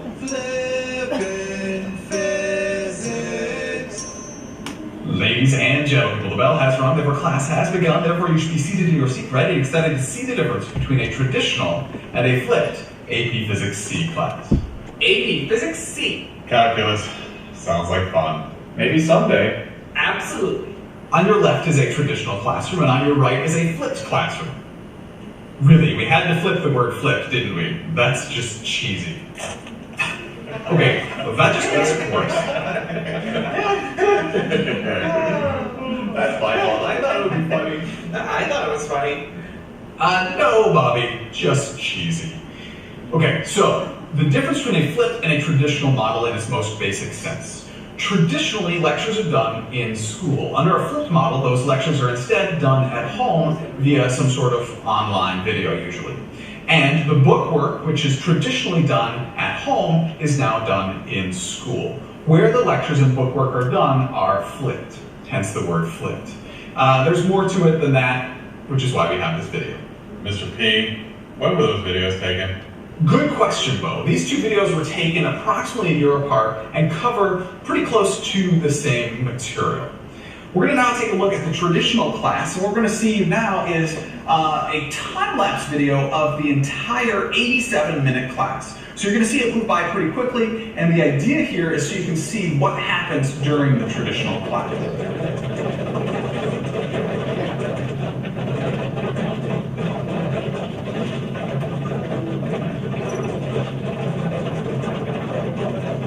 Actually, let's pause with 1 minute left in class to show you the only thing that we did in this traditional class that was not lecture, one formative assessment. What is funny about this is that in the flipped class, we actually started where the traditional class ended because the students had already received this lecture at home. In fact, in the flipped class, we had time for 2 formative assessments instead of just 1, and we also had time for a summative assessment in the form of a quiz. Awesome. More time for quizzes. Yeah, awesome. I agree. Guys, remember that quizzes aren't just for grades. Quizzes also help teachers keep track of what students are or are not understanding. However, the main thing a flipped class provides is time for the students to work to understand the material, while the teacher is there so that they can ask the teacher questions in a small group setting. And because the teacher is able to communicate with the students more, the teacher is more aware of the students' understanding of the material. You can see how in the flipped class, the students are continually asking me questions as I wander about the room. Oh, and while students are asking questions in the flipped class, you can see that in the traditional class, I've actually rewound it so that you can watch me lecture, lecture, lecture. That's pretty cool. There's more time for asking questions about the homework problems. Actually, we have to call it bookwork now because it isn't primarily done at home anymore. And some of these students aren't just working on bookwork, they are also working to finish up a lab that we took data for in the previous class. In a traditional classroom, they would have to complete the lab at home. However, because there's more time in a flipped class, they can ask the teacher questions during class about analyzing the data from their labs.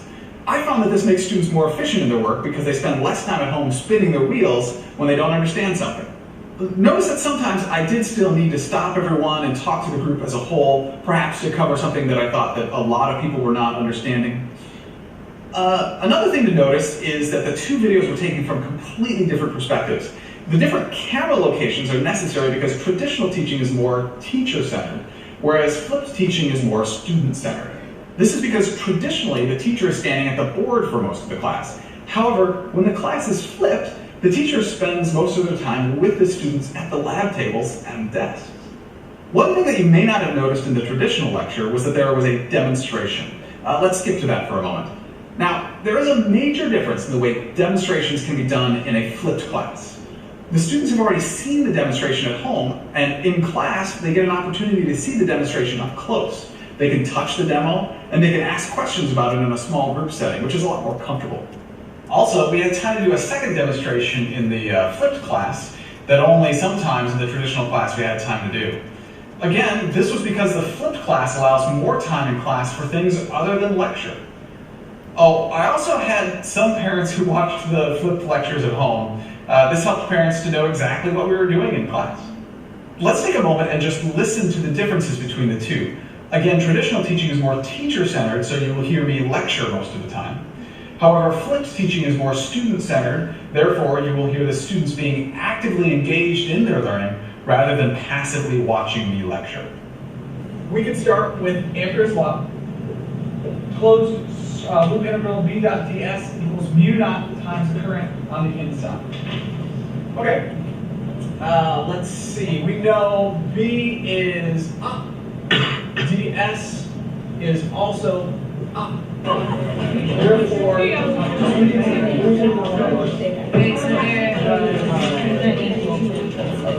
that makes sense. I thought they were equal. I didn't know where they were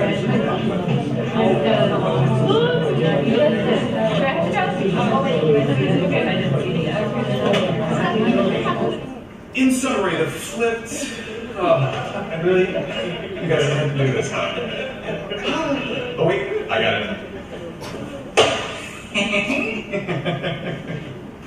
Okay, in summary, the flipped classroom is more student-centered. Students can be more efficient. It allows more time for students to ask their teachers questions. There's more time for assessments, and in case you missed it, the flipped class can be a lot more relaxed and fun. And I think everybody learns better when they are more relaxed. I guess that's why I decided to take your flipping physics class. Me too. Oh, all right. Me too. Thanks, guys. It means a lot. Thank you very much for learning with me today. I enjoyed learning with you. Okay. So I think by comparing the two, you can see that in the traditional class, we spend most of the time writing on the whiteboard, explaining it. So the learner becomes they just sit there passively, listening to you, or maybe writing some notes. So when we flip the class, we don't lecture anymore. We digitize that. They watch the video before they come to class, I'm going to explain the difference.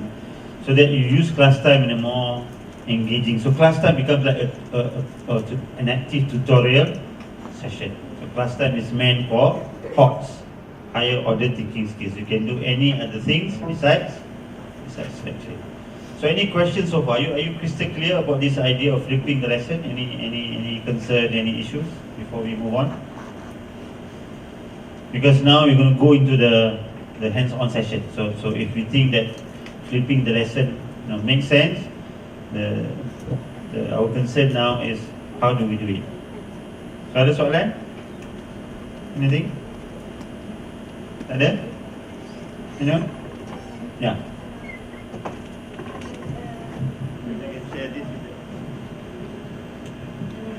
Since you have applied this for a long time, how's the response of the students towards this methodology? Good question.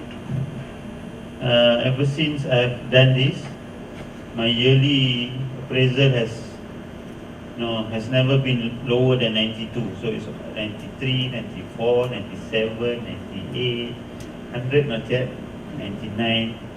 So the students like it. Okay, the students love it, but you have to do it right.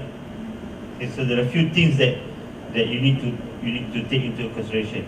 Students love it because they come to class doing things, learning. We play games, and imagine if now your teaching, lecturing thing is being recorded. Students can pause, can rewind. There's so many benefits for them. And from the students' point of view, if we look at the quality of the learning, in the traditional way, what the students do? They come to class, I will go to my PowerPoint. What will they do? They will just memorize the PowerPoint. So you come to class, You keep on teaching, you keep on spoon feeding. The students will now memorize what you have spoon fed them. And then during exam, what will happen? Everybody will start vomiting what you spoon fed them. Betul tak? Because you spoon fed them. And then normally when you see vomits, what do? Beli kan? Tapi tak, ni tengok, exactly lah dia punya jawapan dia sama macam yang you ajar tadi. So you pun tak sampai hati kan? You teach them, you taught them, you give them all the answers kan? Fakta-fakta tu dalam bentuk PowerPoint. Dia orang hafal. So masa periksa dia muntah balik. Dan kita pula tengok muntah, bagusnya sama macam yang esok tadi. Bagilah 9/10. And we call this higher education. And we expect students to become critical thinkers kan? Tapi bila you do less spoon feeding, you put students on their at the driver's seat, I find that the quality of the questions now, I mean the answers masa exams are much better. Dan I practice 3.0. 3.0 lagi berani lah. So I'm going to explain to you what 1.0, what 2.0, what 3.0. 3.0 ni I langsung tak spoon feed. I don't give them nothing. I don't give them anything. Kalau yang black American cakap ni lah, I give them nothing. Okay. So bermakna there's nothing. I don't spoon feed them at all. I challenge them. I give them tasks. I put them at the driver's seat. They look for answers. We discuss during class. So the quality of the exam papers are much better because now they have to use their own words. It's what they do during the lesson. So far, it has been very successful.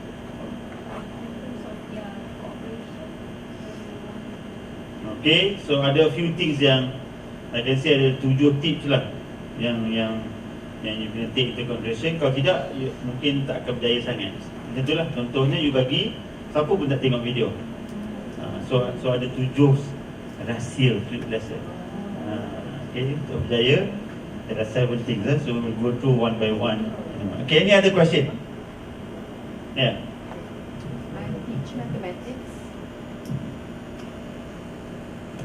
I teach mathematics. Okay. I tried watching videos myself. What I teach, I tried watching video and imagining myself as a student. I always find that it's difficult to comprehend. Without someone sitting beside you. I'm afraid that's what the students might feel when they are watching my video, if there's any in the future. Okay. As a learner, what are the things yang very helpful in learning mathematics? Understanding of the concept, able to apply it, and actually able to so is it more of doing or more? First to understand the concept, especially. Understand the concept. I'm worried that they might miss that, and they're able to understand.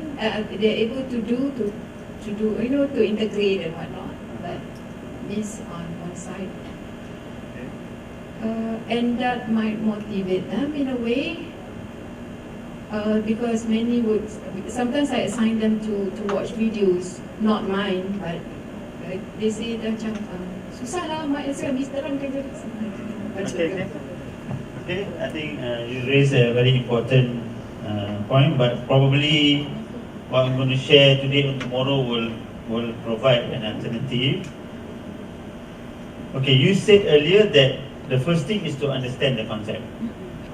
Okay, so maksudnya understanding the lecturer explaining the concept is vital. In the traditional class, I think orang macam matematik jarang lah guna PowerPoint kan. Biasanya dia akan pakai whiteboard.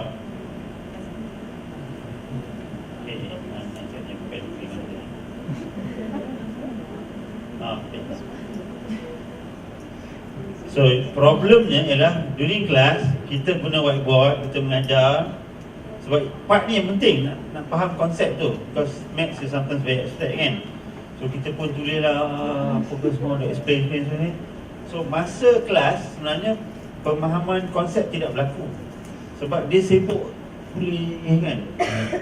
So the time is not spent understanding the concept. Okay. So katalah which is how many of you are familiar with screencasting? Screencasting? Tak ada? Tak sangat, okay. So kita akan buat ni sekejap lagi. So imagine now that instead of saya mengajar tadi dalam kelas week after week ya. So saya sekarang ni nak flip kan. So apa saya buat? I now create teaching video. Okay.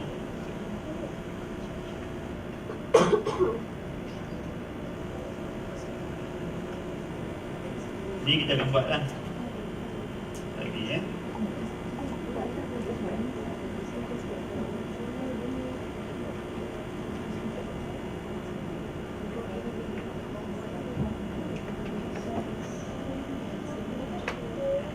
Kau tak pernah buat ni Pernah buat Camtasia Tak? Buat screencast? Okay. Tapi mungkin tak belajar buat ni tak? Tulis-tulis ni. Okay, hari ni kita nak mengajar apa nama ni? Okay, CYX. So sekarang ni saya explain lah. I'm explaining all the concepts. Okay, bla bla bla bla bla sampai habis. Okay, ada buat screencast. Okay, tapi mungkin tak belajar buat ni tak? Tulis-tulis ni. Okay, hari ni kita nak mengajar apa nama ni? Okay, CYX. So sekarang ni saya explain lah. I'm explaining all the concepts. Okay.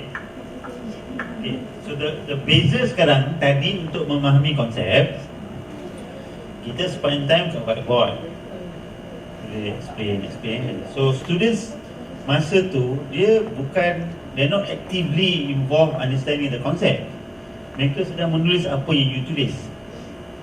Jadi kadang-kadang dalam menulis tu pun dia tak faham tak? Sebab yang berlaku kita duk tulis, dia duk copy. It's just a copying of formula. Tak semestinya berlaku pemahaman konsep. Tapi kalau you dah video macam ni, you bandingkan dua keadaan. Satu, dia datang 1 jam, tak semestinya dia faham, mungkin dia faham. Okay. So now kita kata kita nak flip the lesson. Instead of kita nak draw on whiteboard, kita nak guna screencast tadi. So the whole process tu you explain guna screencast, you bagi pada pelajar. Pelajar has got all the time untuk nak faham konsep tu. Masa kita mengajar tadi kat sini, boleh tak masa saya kat sini pelajar pause saya? Jadi tu okey jalan. Masa saat kita pause. Boleh tak? Tak boleh kan? Kita akan terus mengajar. So faham tak faham dia hanya menyalin nota. Tapi kalau dalam bentuk video tadi, boleh tak dia pause kita untuk faham konsep tu? Dia pause sampai faham. Secara ideally they should be able to understand the concept lah, because it's in the form of video. They can rewind, they can pause, they can so forth. Okay. So pertama tadi understanding the concept, I think it makes more sense to digitize it so that they've got more time to go through until they understand the concept. Okay. Secondly, you want them to be able to solve the problem. You want to give them practice. Betul tak? Okay. So you give them the concept, you give them some exercises to do. What I would recommend you to do is get your students to screencast. So each one of them. So masa kelas, you tak boleh kata, okay, macam ni jawab soalan. You don't have, when you have 40 students, mana ada time. Tapi now you flip the lesson, you bagi video. Sebab screencast ni percuma je. And then you bagi mereka tugasan. So setiap pelajar sekarang ni kena guna macam you buat tadi. Ambil soalan, jawab step by step. Okay. Dan dia orang akan post semua tu ke Schoology ke apa yang you pakai. So when I come to class, I ada 2 jam, I ada 40 orang punya jawapan yang mereka dah buat, yang mereka dah cuba faham konsep, mereka dah cuba jawab. So I buka lah Nurul Ain punya jawapan, mari kita tengok. Okay, tengok macam dia diterangkan. So kita pun dengar lah, dia explain. Okay, siapa boleh nampak kat mana dia went wrong. So you get everybody to practice. So dengan cara ni semua orang ada peluang untuk learn. Okay. So masa kelas kita tengoklah, kalau semua faham, so kita boleh guna, we can make use of what they have submitted as a teaching punya aid kan. Tengok what are the errors they made. And because we don't have to come to class to explain again, so we can do more things. Okay, sekarang macam mana kita boleh apply this concept real life situation kan. Tak semestinya pure mathematics. How do you apply this in? So you can concept flip learning ni sepatutnya macam boleh berjaya lah if the thing is right. Sebab during class, one, we spend so much time teaching, we don't have time to get everybody to be actively involved. Tak boleh tak? Sebab kita ada 1 jam. Normally your kuliah berapa masa? 2 jam. And satu kelas berapa orang maksimum? 20. So 20 people, seorang jawab 10 minit dah habis kan. But if you flip the lesson and then you get them to think, you give them problems to solve before they come to class. So secara teorinya semua orang dah faham sedikit konsep dan semua orang dah buat cubaan awal to answer the question. So you have got 2 hours now to do other things. Bincang jawapan tadi ke, do more exercises and so forth. Now you can give personal attention. You can get them to work in groups. Nampak tadi kan? Yang cikgu sudah datang, ada dia work individual, ada dia work to the groups and so forth. So itu asas kepada flip learning. Okay. So yang mana yang tu saya you all dah belajar, let me know so that I don't have to repeat. Macam tadi you kata Kahoot dah tahu buat ke ataupun tahu main je? Tahu buat Okay. So kita patah balik. So now I want to sum up yang what do I mean by the 3 flip learning. So if you want to flip the classroom, there are 2 important skills that you need to master. One, how to start digitizing your content. Because kalau the traditional teaching, you teach, you spoon feed. So we say that we want to flip the class, we want to shift that instruction out of our class, so we need to know how to digitize. So if you want to flip the lesson, okay, we all need to know how to digitize teaching. So I'm going to show you a few ways that can be done. So I call that flip learning 1.0.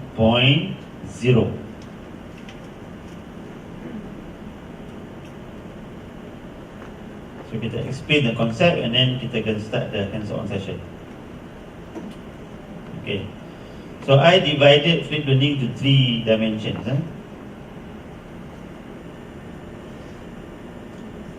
Okay. Flip learning 1.0 to me can be described as digitizing. You digitize the teaching learning content. So flip learning 1.0 is digitizing or creating content. So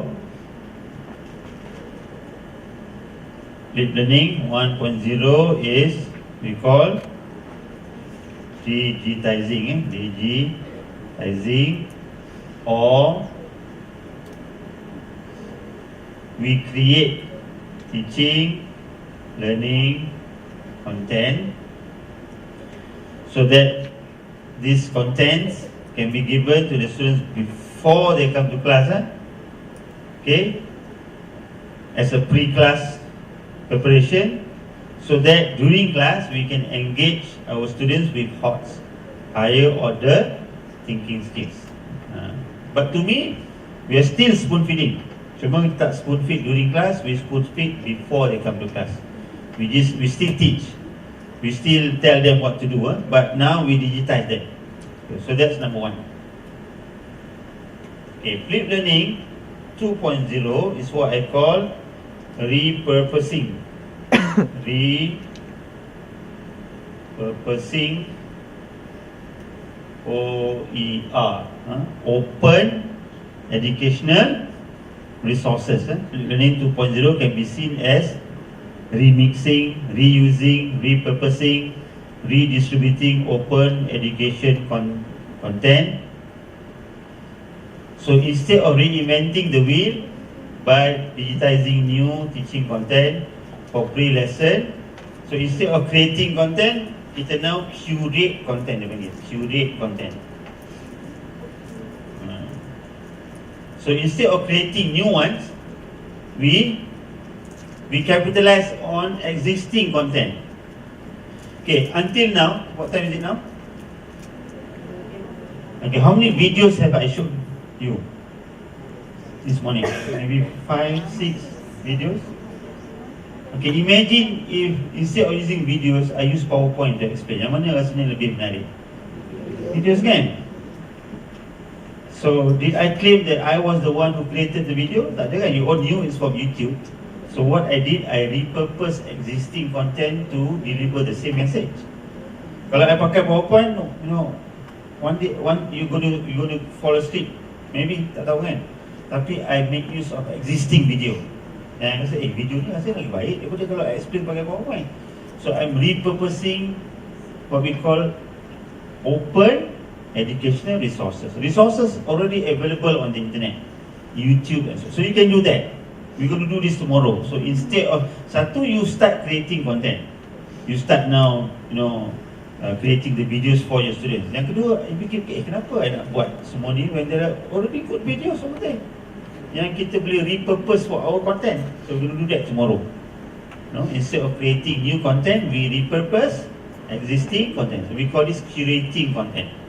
In fact, kalau you tengok I punya MOOC tu, the whole of my MOOC, daripada modul 1 sampai modul 12, you won't find any video from me.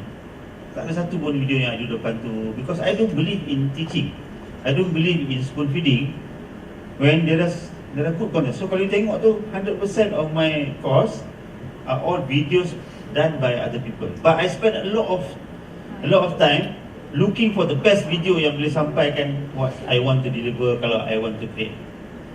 Okay, so we call this repurposing. And I got 2 international awards for this MOOC. Walaupun I tak ada, I tak nak reinvent the wheel. But you need to make the story coherent lah. Tak nak nampak jerojak apa benda. Khusus apa dia lagi dia ni kan. So I get the best professor to talk on my behalf. Okay, but in a very coherent story. Okay, so we're going to do that tomorrow. How to, instead of creating things from zero, we make use of existing ones. Okay, and finally, Click Learning 3.0. Ini lagi dahsyat lah, sebab to me this is spoon feeding. Tapi the content comes from you. This is another way of spoon feeding also, tapi the content is made by other people. Yang ni sorry, tak ada content kan. So pelajar I semua, I don't give them anything. I call it user generated content. User generated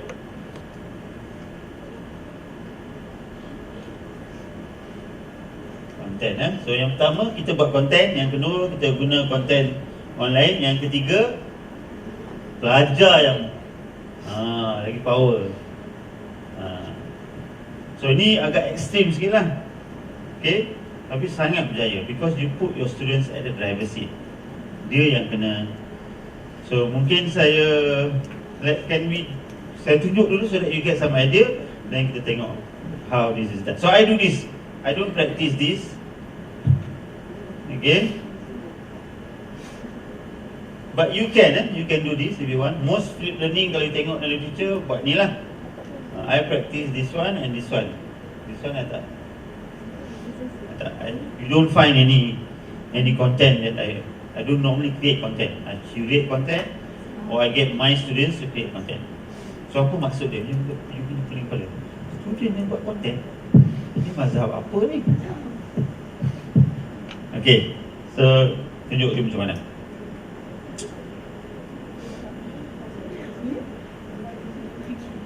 Kita bagi contoh so that you dapat gambaran. Okay, can I get everybody to go to Open Learning again? On the left hand side menu, you will see a a menu called Social Media and Learning. I'm now offering a course for my undergraduate students, 40 of them, Social Media and Learning. So click on that.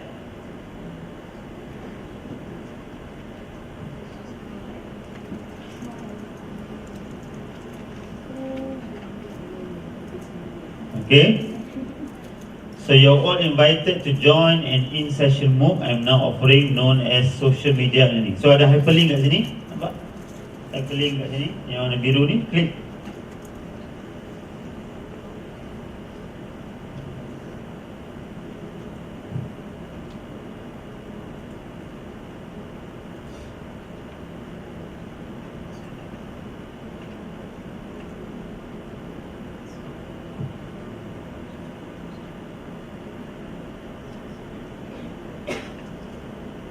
So this is a course that I'm offering now with my undergraduate students. I've got 40 of them. Are you able to get into Smart? You're going to join the course, ada tak? Pergi tadi Smart tadi, and then click hyperlink and then join the course. Boleh? Nampak tak? You punya, okay, pergi Smart balik. Mungkin you kena tukar browser kot. Cuba, you pakai Chrome ke apa? Okay, kalau tak boleh tak apa. Kalau tak boleh, you pergi open ni. Dalam search menu tu, you type social media and then this one, click the orange button. Click the orange button. Join social media.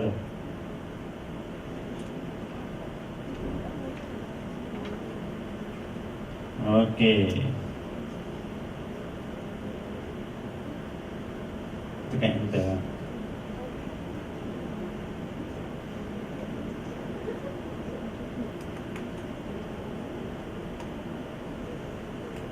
Okay, cuba masuk social media. Nampak kan? Okay, so let me show you how I flip the lesson and yang apa yang I masukkan sebagai, tak dapat tak? Okay. Baik. So I flip my class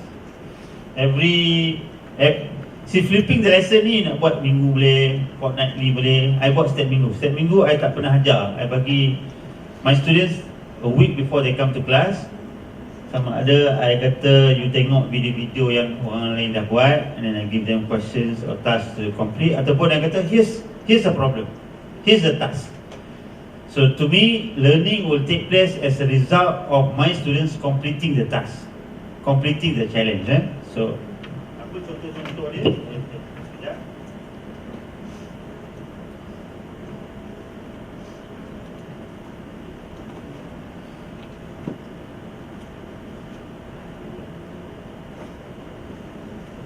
By the way, these are my first year students. So ini contoh user generated content.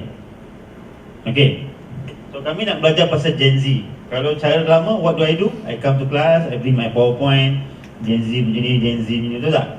I will go through a set of PowerPoint for 1 or 2 hours. Apa students buat? Dia cantik nota, dia hafal. So kalau masa exam saya tanya apa Gen Z, describe Gen Z, dia akan luar balik lah. Okay, so user generated content, I don't give answers but I ask questions. They're given question to think. Okay, so instead there are 3 ways of teaching. Satu, teaching by giving answers, teaching by telling. Satu, teaching by showing. Satu lagi, teaching by questioning. Instead of giving answers, you question them. You get them to look for answers. Instead of giving questions, you give them questions. So I bagi dia 2 soalan. What do you know about Gen Z? Okay, how are they different from Gen X and Gen Y? I could have given all the answers. And teaching by telling tadi, tapi tak, I tanya dia, what do you know? And then I know they're going to Google it. So I kata, okay, without Googling, tell me, what do you know about Gen Z? Have you heard about Gen Z? Okay, that's number 1. Number 2, so I kata, I want each one of you to take your smartphone, okay, pergi do a short interview of any teenage ages between 12 to 17 years old. I want you to pergi interview dia. DAM, apa, macam mana, how do you learn kan. Okay, so setiap orang kena buat short 3 minutes interview, and then they will now send the videos to Open Learning. So now I've got 40 videos. Tapi I've got, because I'm doing it as a MOOC, I've also got other students yang besides my 40 students ni. So dalam tempoh seminggu, siapa dia orang cari, apa dia orang nak buat, I don't care. Kata seminggu je bagi jual. So student I memang on their toes all the time lah. Setiap minggu mesti adanya. So these are the videos that they have. They went to the field, they recorded setiap orang lah. Because I want to bring realism into the classroom, not things yang teori-teori ni. So I've got more than 40 videos about Gen Z. And these are all submitted by my students. Okay. What do you think Generation Z is made of? I think Generation Z made out from the influence of the technologies since they're young, and they cannot separate with their own smartphone or any technologies. Okay, many of these points can be in my PowerPoint. Tahu tak? But they're going to memorize it. But now I put them at the driver's seat. You go find out. Okay, so now we come to class. Okay, cuba tengok Adlin punya respondent. Kita dengar. Okay, tengok this one. Okay, so kita dah tengok 40 video. Now I want you to know. Can we summarize what are the features of Gen Z? Okay, so then kalau semua yang dia orang cari itu bersesuaian dengan I punya PowerPoint, I don't have to give any content. The content comes from them. So it's called user-generated content, and it will stick in their mind because they were the one who went to look out for the evidence. We discuss the reply. Kenapa budak ni cakap macam ni? Kenapa, you know? So class time is masing-masing. Aduh Allah, tak ada faham tajuk I penat cari kan. Tapi kalau tak tunjuk pun, sebab benda ni online kan, semua nampak. So class time becomes macam lagi best lah daripada I datang ke kelas satu, dua kan, tiga dia salin kan.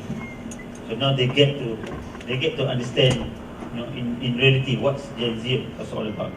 So bila kita dah buat semua ni, then kata okay, now kita dah ada real evidence of Gen Z.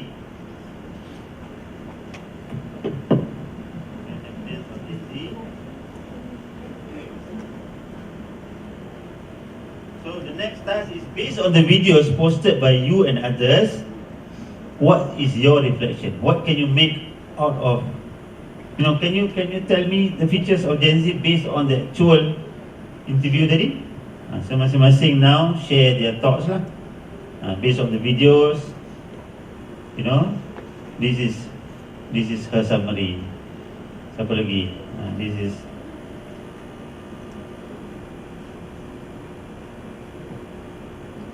So my role is, kalau I bagi diorang kerja, and then if they get the content, if they're able to get the right content, I cuma kata ya lah. I don't have to teach. Because content is everywhere. Tapi because normally the students are novice, they're not expert like me. Tidak? Dia orang masih novice. So kadang-kadang ada misconception, ada misunderstanding. So it's my role to say, no, this one is sebenarnya tak betul. This one okay. I think yours, you punya findings tadi, we can say maybe 7 out of 10 kita boleh pakai. So I kena. Tapi kalau we got a group of good students who found the answers, I'm just a facilitator. I'm just the guide by the side.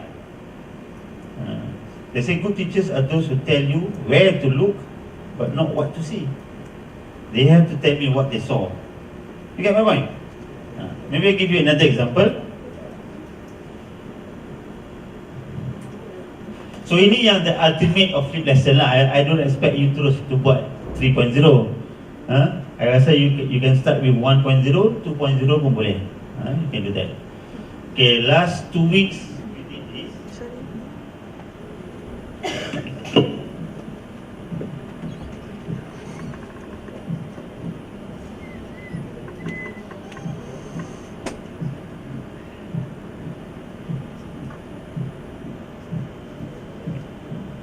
topic that, by the way, I train teachers, I train tester teachers. Okay, so one of the tools, one of the topic that we were discussing is about mind mapping.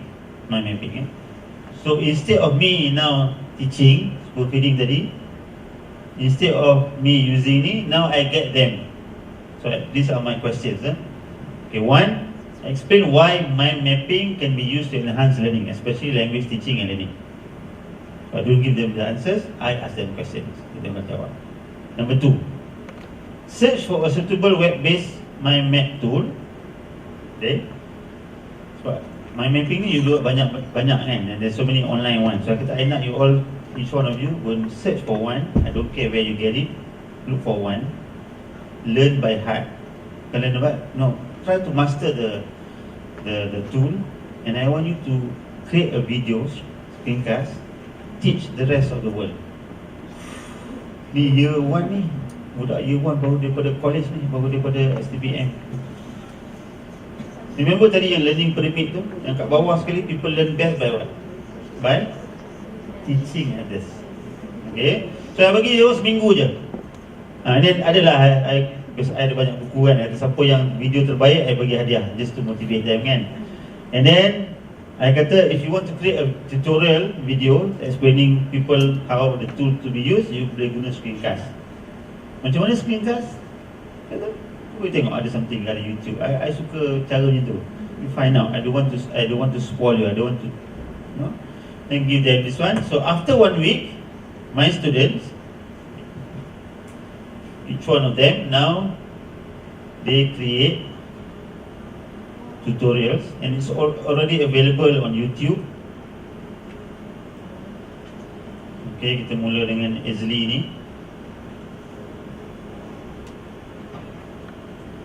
Hello everyone. So today I'm going to show you how to use a tool to create a mind map, and I use Mapul mind mapping. Mapul is an online tool for creating and writing maps. So let's see. First of all, you need to go to this link www.mapul.com, and then this the map here. Okay, so you see here that Ezli has mastered how to use Mapul. Did I teach him? No, I just challenged him. Just give him 1 week. I say kata you cari, because if you want to teach, you mesti nak kena faham kan. Now you're creating a tutorial, you nak publish kat YouTube, you need to make sure that you know the right stuff. Betul tak? That's why people learn best when they teach others, because they have to master the thing. Okay, so he decided, he found Mapul, is not explaining about Mapul. Lilian is somebody else, but I do it as a MOOC. A MOOC maksudnya I open it to the public also. Okay, Amelia jumpa another tool called Google. So bagusnya, each one of them teach one. Now there's 40 tutorials, different tools that they can use. On how to use a mind mapping tool called Kaggle. First of all, you have to head over to kaggle.io. Once you are there, click on sign up now. Okay. So Mindomo, Jeffrey, Poplet, then so on and so on and so on. So what's happening here? Think about it. What's happening here? The sharing. The best way to learn is to share. It's called Learning 3.0. The best way to learn is to share. So now, did I teach them anything? No, I didn't teach. I didn't give them anything. Our topic is on mind mapping. Ask them some questions. But actually, doing a mind map, mastering a mind map, do you think they will grab the idea of mind mapping? Daripada I guna PowerPoint, dia hafal-hafal, all surface learning kan. This is really deep learning. And I'm sure sampai mati dia akan tahu Mapul ni, sebab dia buat video kan. Okay, and each one is giving one. I've got 40 students. You come to class, semua nak datang. Dia buat apa? Google. Dia buat apa? Mindomo. And they're learning so many things from. Dia rasa best lah platform kami ni. You know, you get to show off your talent. And these are all language teachers. When they create this video, do they have to be good with their pronunciation, pitching their story? So these are all These are all, skills yang I want them to but my method is it's okay to be cruel, to be kind. Okay. So student I memang tiap-tiap minggu ada task. Tapi they know, when they go out, they come back to me, Prof. Your course has impacted us lah. Sebab daripada year 1 I bagi dia, sebab I give them task, dia kena buat video, dia kena buat mind map, dia kena buat poster. I get them to create things. Can you all go to Bloom's taxonomy? Boleh tak you all go Bloom's taxonomy? You tengok yang kat atas ke apa? What is on top of the Bloom's taxonomy punya tu? Bagi Google Images. Yeah, on top of the higher order thinking skills is to get them to create knowledge. Bukan yang remember tadi, itu lots. You get them to create knowledge. Bila they create things, so the best is you get them to create and teach others. So sama jugalah. Satu kita go very traditional, remember. Tapi we can also get our students now to use the knowledge and create something. I think mathematics pun sama. Give them creative projects. Okay, get them to, so they baru dia rasa best lah datang kelas. You be creative, you can do things differently. They tak ada, so dia orang tak ada masalah nak datang. I don't get people not attending my classes. One, because it's different. Okay. Two, class time is about their work. Masing-masing nak tunjuk. So macam baru ni we had a symposium. So you kena think on that sort. Tapi benda macam ni ada yang 7 secret dia lah. Kalau you tak buat ni memang hancur lah. Ada 7 rahsia macam mana flip learning ni nak berjaya. Sebab student mula-mula akan complain lah, aku pula nak kena buat ni kan. Lagi best datang kelas, kalau boleh dia minta thumb drive kan.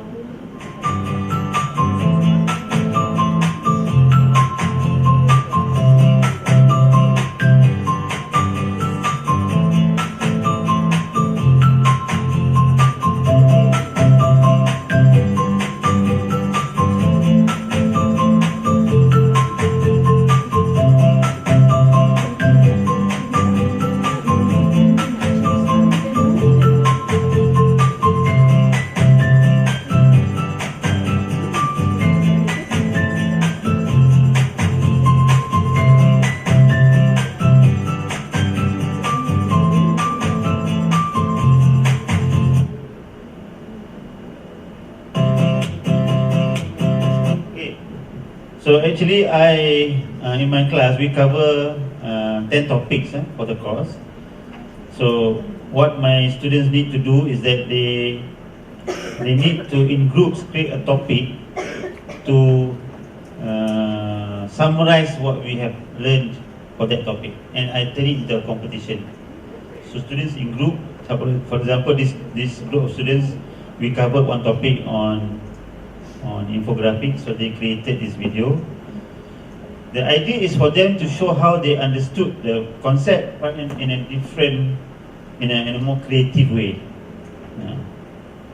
So instead of they hafal, I want to show. Can you show me and the rest of the class how have you understood the concept? Okay. So ada group yang buat crowdsourcing, ada group yang buat. So I want to see how much they able. Tapi I buat dalam bentuk competition sikit lah. Kata video yang terbaik ada bagi hadiah. So this group did on crowdsourcing.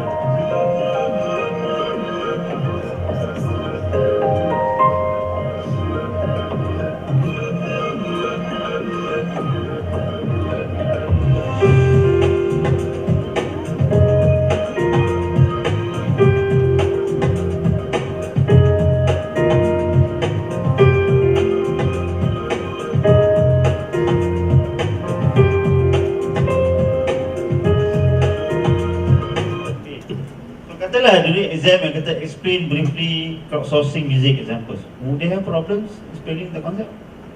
Rasanya most likely not lah. Because they were given a task to explain crowdsourcing in a very creative way. So for them to create the video, mesti dia kena buat some research dulu tak? So dia kena cari bahan, susun bahan, analyze, filter, turn it into a very creative format, and so sometimes one way to avoid plagiarism is to get them to create things in a very creative manner. So I get them to create their findings in form of posters, mind maps. So ini I panggil user generated content. So a week before they come to class, they are given a task, a challenge, and they have to create content. So kalau you berani, buatlah. Kalau tak berani, jangan buat. But I can tell you, it will stick in their mind. Kata matematik tadi kan, turn it into something fun, something project, you know, yang dia, sebab untuk dia nak buat project tu, dia kena faham the concept dulu. Tapi sekarang, can they now show how this concept can be applied in real or something like that lah. So these are the different types of flipping the classroom. So you decide, mungkin you want to start with this one lah. So we can try this one, and then later on this one. Kalau you berani macam saya, tapi my students, they love it. Sebab it's fun, it's different, you know. They're doing things. You tahu lah, especially the younger generation kan, they want to be proud of the things that they have done. Okay, any questions so far? So apa kita makan 12.30 ke? You all ni makan je. We will break now or 12:30? Okay, kita ada few minutes. So maybe we can start with one tool. And okay, so I want to ask, you all biasa dengan Camtasia Studio? Tak ada? Screencast? Screencast dah buat? Tapi tahu ke buat yang tadi tu? Tak ada kan? You all buat pakai PowerPoint kan? You all buat pakai apa? You screencast what? PowerPoint lah. You know that screencast you can record anything. That's really PowerPoint.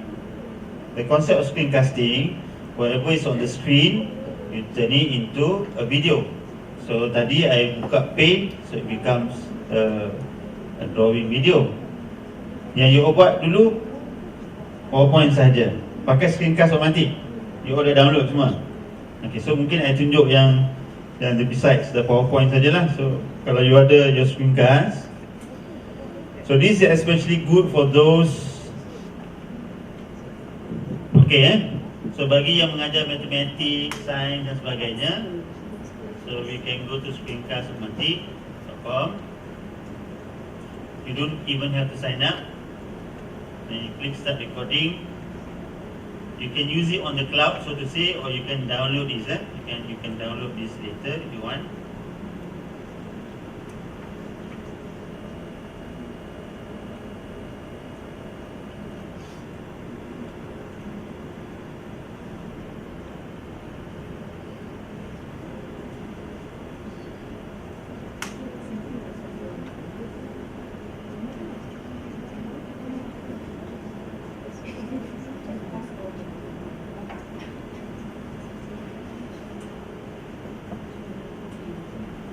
Okay, so you can either launch the application, or if you have already downloaded it, you can normally you get the dotted lines.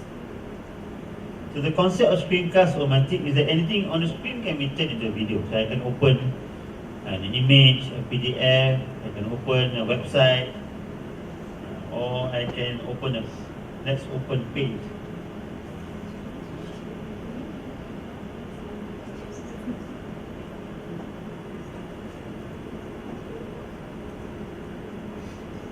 So I've got Paint, and you know you can have the webcam on or off. Okay, on, off. Actually the visual is not necessary because it will take more space. You don't have to the audio plus the description is sufficient. But in case macam you comel sangat kan, pelajar you tak ada tidur, tak tengok you, okay, so you pun nak lah. Tapi kalau yang mana yang banyak-banyak jerawat tu janganlah. Okay, so now you click the record button, wait for 3 seconds. Okay, kelas, Assalamualaikum warahmatullahi. Hari ini kita akan belajar tentang siapa boleh teka ni?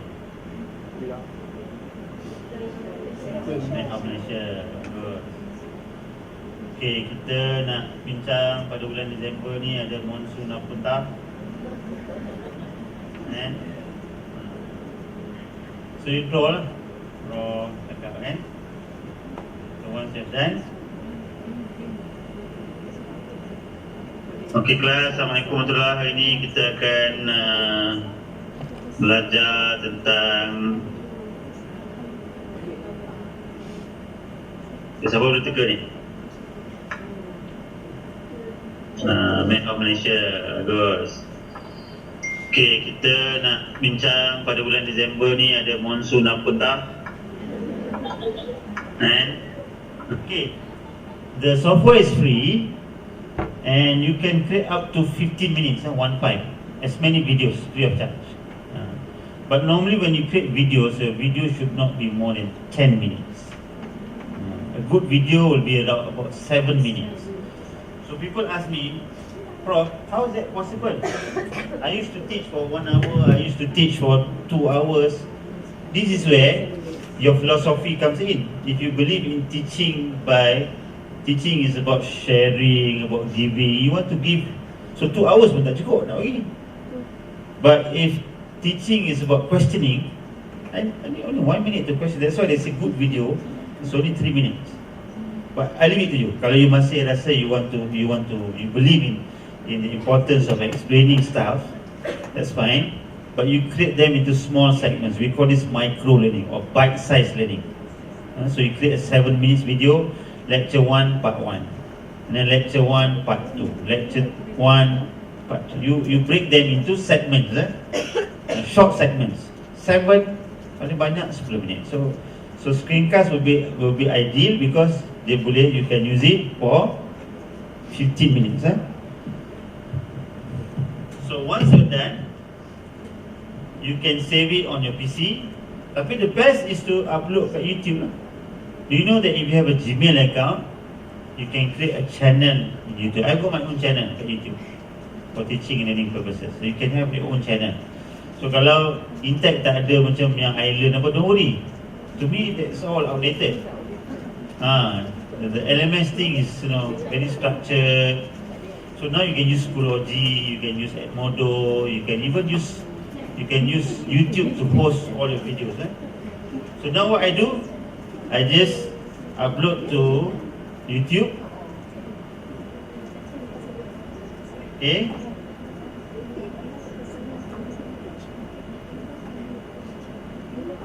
And then publish it.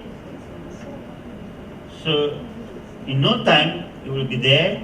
You just take the URL, you can share in Schoology, you can share it with your friends. But have you noticed that when you draw things using the mouse, it's going to be ugly, betul tak? Very difficult. So you need to invest a bit or get Puan Hajah to buy a few. There's something called a hardware macam tablet besar ni. It comes with a pen. Dulu dia pakai USB tu, sekarang dia wireless. Satu banyak brand lah, satu pakai bamboo lebih dalam RM350. So you just sit here, okay, you tulis kat sini, nampak kat screen tu. Jadi cantik lah yang you nampak punya Khan Academy kan. Cantik nak tulisan, especially nak ajar matematik, nak ajar kan. Kalau nak pakai mouse tu kan seksa betul. It's about 350 puan You beli satu, share lah. So kita, kalau dulu dia connected to the PC, now dia cordless. So bila kita tulis tu dia akan record kat situ. So kita, masa kita tulis tu kita mengajar lah. Kita tulis atas platform tu. I think you can get it for 350, 400 lah max. Okay. So now if I go to my YouTube account, I think my video is already published.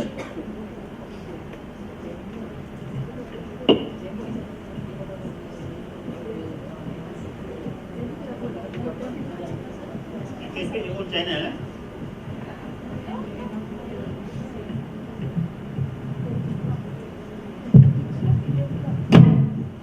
Nampak? Tak payah Aileen semua lah. Terus ke YouTube je. Cik, marah orang Aileen. Okey kelas, Assalamualaikum warahmatullahi wabarakatuh. Hari ni kita akan belajar tentang siapa boleh teka ni? Map of Malaysia. In fact, let's say you want to use YouTube as your LMS. So at the end of this session, I can ask a question, and then students semua boleh pergi yang bahagian komen tu jawab lah. So it becomes like your Schoology, your LMS juga. If you want to lah. Because when you create a video on YouTube, by default it becomes, they call it public. But if you don't want the public to know your teaching learning secret, you change it into unlisted. This one. Kalau tu pergi video manager ni, each video ni, normally the setting here, the setting is normally public, but you can change it to unlisted. Unlisted maksudnya orang lain tak boleh tengok video you, pelajar you saja. So you share the URL. So nanti bahagian komen tu dia jawab lah soalan. Itu satu cara. Tapi there are other ways yang I will share with you later. Boleh? So you want to try this out? Okay? Punya page. Because screencast ni is free, so I would suggest that all of you yang melibatkan skills ni, you get your students, one of the assignments ialah dia kena buka screencast tu, dia kena explain macam mana dia jawab soalan. You bagi you punya tutorial kepada dia orang untuk dia orang tengok. Dan bersama tu you bagi 1-2 soalan. Okay, jadi sebelum mereka datang kelas, dan to make sure dia tak suruh kakak dia ke sepupu dia, you kata make sure you buka you punya webcam. So dia buka dia punya webcam, dia record lah, dia explain lah, ni cara dia buat. Now when I give project paper to my students, when they submit their project paper, their essay, they have to do a 5 minutes recording, explain what they did. To make sure that dia tak plagiarize, dia tahu apa dia buat. So each one of them, they submit the project paper as well as a 5 minutes recording of what have they done, why have they done certain things, kan? So dia hantar. So you can do that because it's free, especially mathematics tadi. Get everybody to explain macam mana dia jawab. So now you tahu, oh kat sini punya dia dapat salah ni, kan? Dia tak faham konsep ni. Because sometimes people give you the answer, but maybe the process it's not right, kan? It's free. Screencast tak ada susah, kan? Buka. Okay, cuba buat satu. Siapa tak siap tak boleh pergi lunch. Baru nak buat. Internet slow.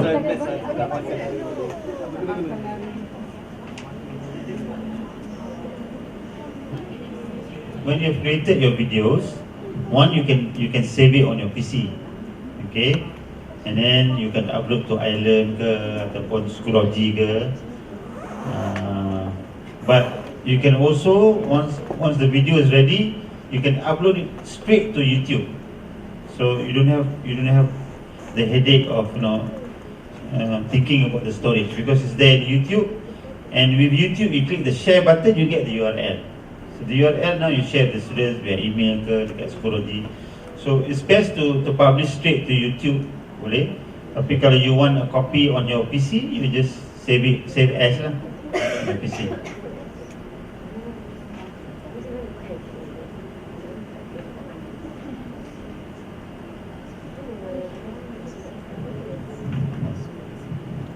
Let me know kalau siapa-siapa perlu help.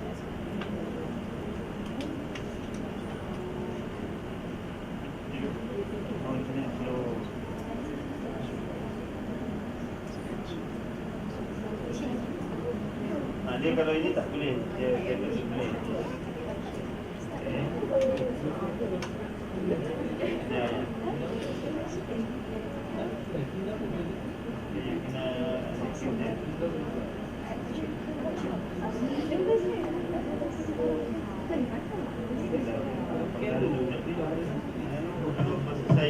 saya yang ini, saya nak yang dua ni ada, so saya tekan butang ni, saya kena letak position apa ni on ni. Kalau tidak, masa dia lukis ni yang lain tak nampak. Katalah saya lukis ni, Saya nak yang lain ni aja. So kita tunjuklah masa position ni, masa gambar ni saya nak 3 ni saja ada. Saya suka ni.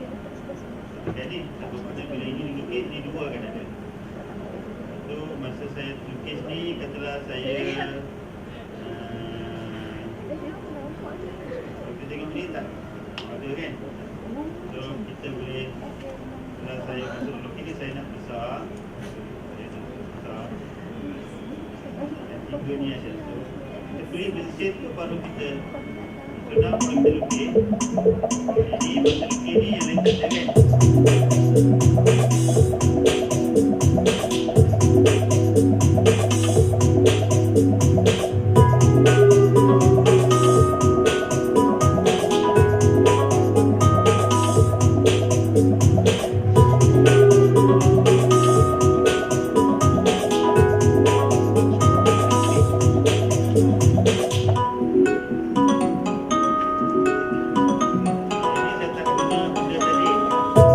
Dia on its own. Nampak? Masa saya draw ni tadi saya nak ada. So kita susun position yang senang. Yang lain tu objek lain ada ke tak?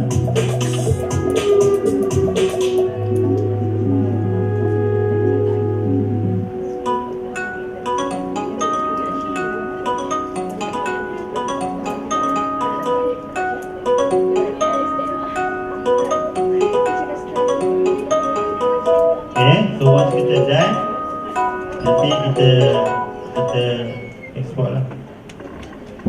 Okey, kita nak main satu permainan, boleh?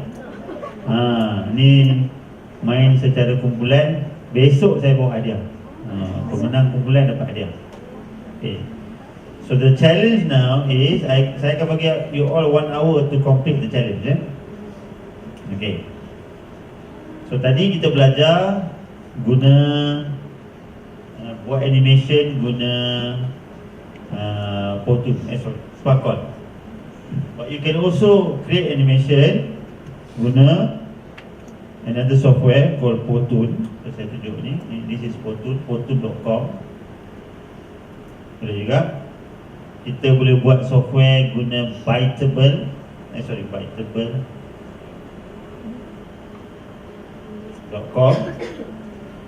Kita boleh guna GoAnimate.com.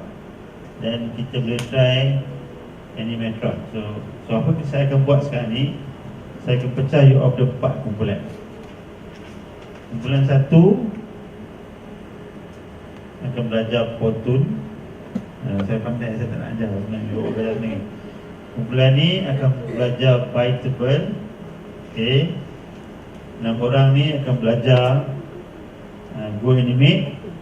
6 orang ni 1, 2, 3, 4, 5, 6 akan belajar Animatron. So you all ada satu jam saja untuk belajar. So nak belajar daripada mana?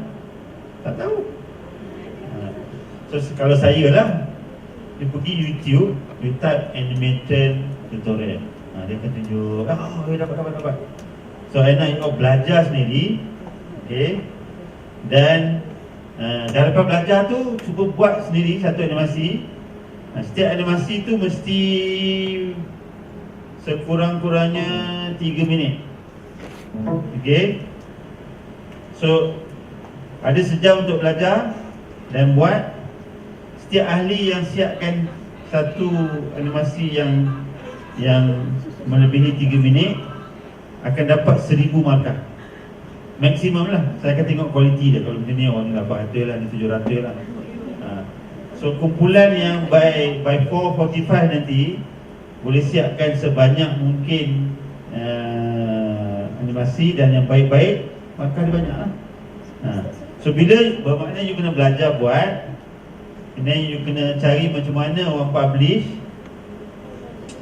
Okay. So biasanya bila dah siap tu, setiap animasi tu dia akan bagi you. Sebab setiap animasi semuanya biasanya dia akan, bila kita buat, kita kena publish kat YouTube animasi kita. So bila kita publish kat YouTube, contohnya itulah YouTube. Bila you all dah berjaya nanti YouTube, so setiap animasi ni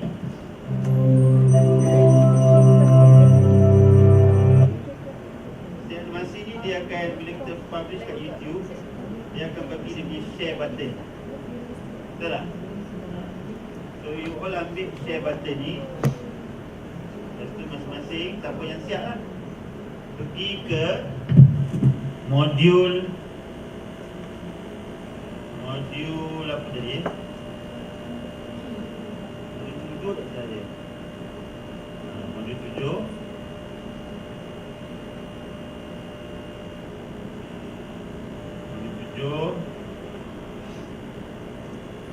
Modul 7 ni modul 9. Modul 9 Tools for Creating Animation. Dalam ni pun ada kalau tutorial dia. Pulang Melayu lah, kena nak belajar. Okay, kemudian ada my first animated teaching video. So you pergi kat sini kalau you berjaya, tapi mesti submit sebelum 4.45. Kalau lepas tu tak ada markah. Bukan tak ada markah. Okay, so you letak kat sini, you kata saya Amin dari bulan 1 ke 2 ke, and then you letak dia punya URL kat sini, then you paste saja. So, terus dia punya video akan keluar kat sini. Nampak? So, saya tahulah, tapi kena mention you daripada kumpulan mana. So malam ni saya balik, saya akan bagilah. Kalau cantik semua dapat dah 1000 markah penuh. Jadi kalau siapa kumpulan yang lagi cepat belajar, dapat kredit dia punya ni, dapat banyak markah. Dapat hadiah tulis. Boleh? Dan bila you belajar cara ni, you akan ingat sampai bila-bila. Sebab you yang belajar sendiri, bukan saya yang ajar. Boleh So kita mula sekarang sampai 4.45. Silakan. Bulan 1 belajar foto, bulan 2 belajar biteable, bulan 3 buat animate, 6 orang ni, dan bulan 4 belajar animation. Betul pula nak belajar sendiri-sendiri ke ataupun seorang belajar, seorang nak ajar, I really do best.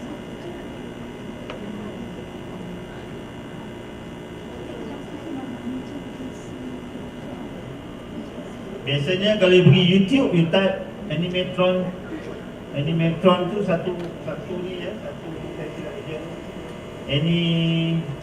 Animatron, Tron.